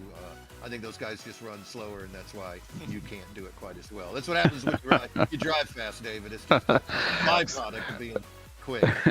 Another guy I want to mention, though, Joe Volpis. That last run there before you took over, you were in third for a minute. Looked like Joe had a little dirty air for you to get by there. Can you talk about that battle a little bit? Yeah, fortunately, the benefit of starting ninth like I did from a poor qualifying effort on my part, but the benefit from it is you're having to drive through dirty air to be able to work your way up front, and so some of the dirty air I did get from Joseph. I kind of expected it, from already being exposed to it. So I kind of knew what was coming. But that wake is definitely difficult to maneuver through. It can easily cause the car to either get tight and shoot up the track, or even break it loose. So it's kind of a toss up as to which way it's going to go. But just try to do the best I could with it and get the car where I wanted it to, and just have enough nose to stick out either on the right side of his car, left side of the car when I was passing, just to keep some air on my nose.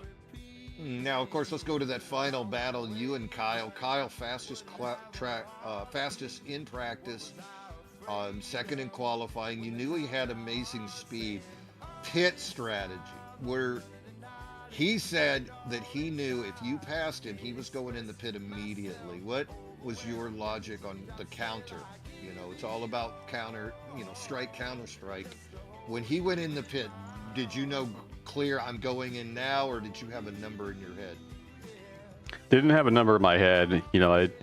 This one was kind of interesting for me because typically when I pass somebody, I feel like my tires are good. I'll run, until I feel either the tires are gone or I'm out of fuel, and then, utilize the new tires for the longer run on the next run to catch back up to them. But with the speed that Kyle showed, I knew I just couldn't give it that time to him. Like, he was going to be so fast on new tires. So when I got around him and I saw he pitted, I was pitting that very next lap. I was going to try and keep it as close as I possibly could because I knew he was the car to beat.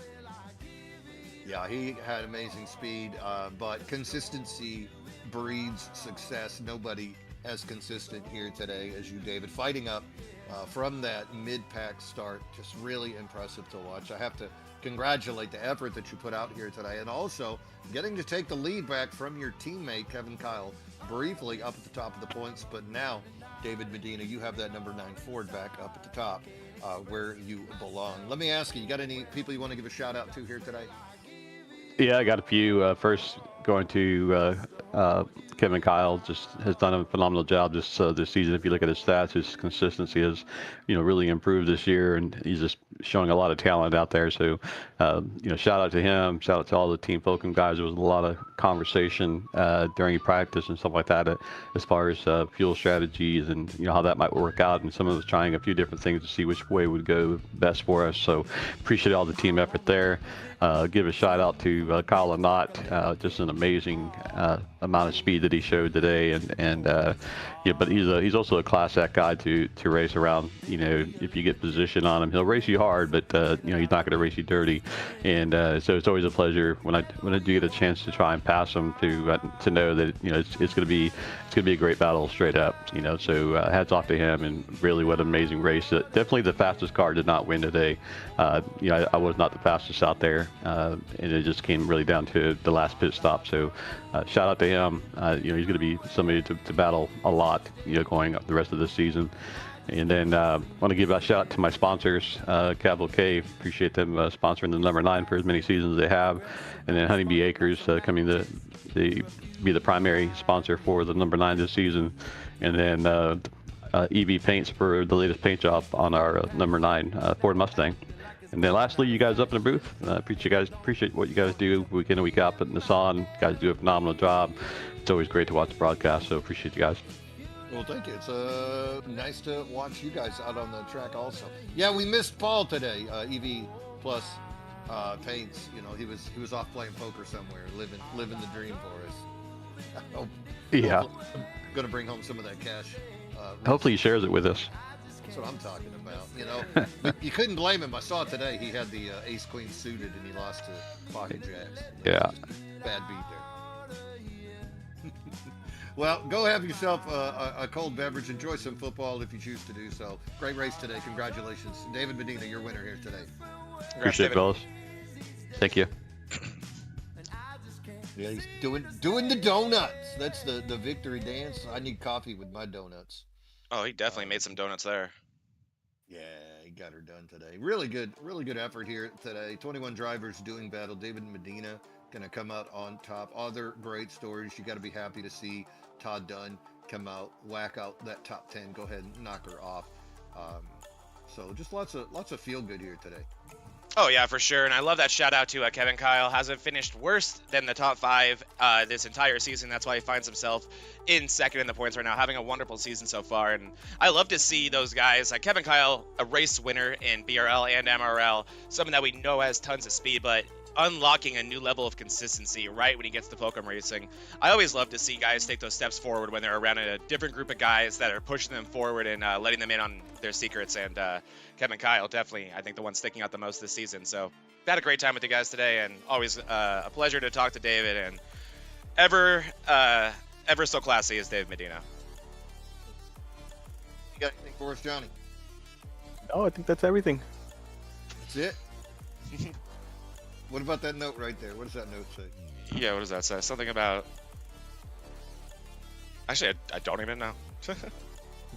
Oh, look at that. It says the Jets lose. Ooh. Who you guys got in the Vegas race in about 2 hours? Oh, I got Joey 3 times. I got Kyle about to be 2-time. I want to see Carson Hocevar, win one. What? You just like starting. He is just earning so many new fans every week. He's Johnny Replay is. I cannot tell you that I'm started liking this guy off of his TikToks, and you have this feature where you can repost videos, and every video that just talks smack about him, he reposts them. I'm like, you know what, dude? I like your mentality. You're There's a cool no shortage guy. of those videos. I think you just like that he tried to jump into victory lane at Bristol on NASCAR 25. That and the chili suit. The chili suit with the cowboy hat, iconic. Iconic cowboy hat. That's right. He's the new. Is he going to be the new Kyle Busch? Is that where we're headed? Oh God. We're saying some things. Well, we'll have to see what unfolds there. Today, though, it's a wrap. David Medina Sr. does take the victory, takes over the points lead. Great weekend for him, and we'll see how the teams do respond. Fulcrum with a nice control of the lead now over Gulf Coast and Animal House. Ignition Point Racing taking a slight drop with the absence of Jared Kelly and Paul Ferdiani, and that does allow Pony Up Motorsports to take over the 4th position from them. That's going to wrap us up from Chicagoland. It has been a pleasure. We are 3 wide in the booth today. Mean Gene Money with Johnny Replay and Zach Panzarella. Big shout out to our sponsors here today, KK Woodscapes, for all of your trophy needs. That's Kevin Kyle. You want a wooden memorialization of a moment, reach out to KK Woodscapes. Also, big shout out to Todd Dunn. Todd Dunn being our sponsor for the cautions this year. Hey, he didn't cause any today, but he paid for all of them. Todd Dunn, our sponsor for the cautions. Ladies and gentlemen, have a great Sunday. Enjoy Las Vegas. Enjoy the football games. We'll see you next time. And as always, bye.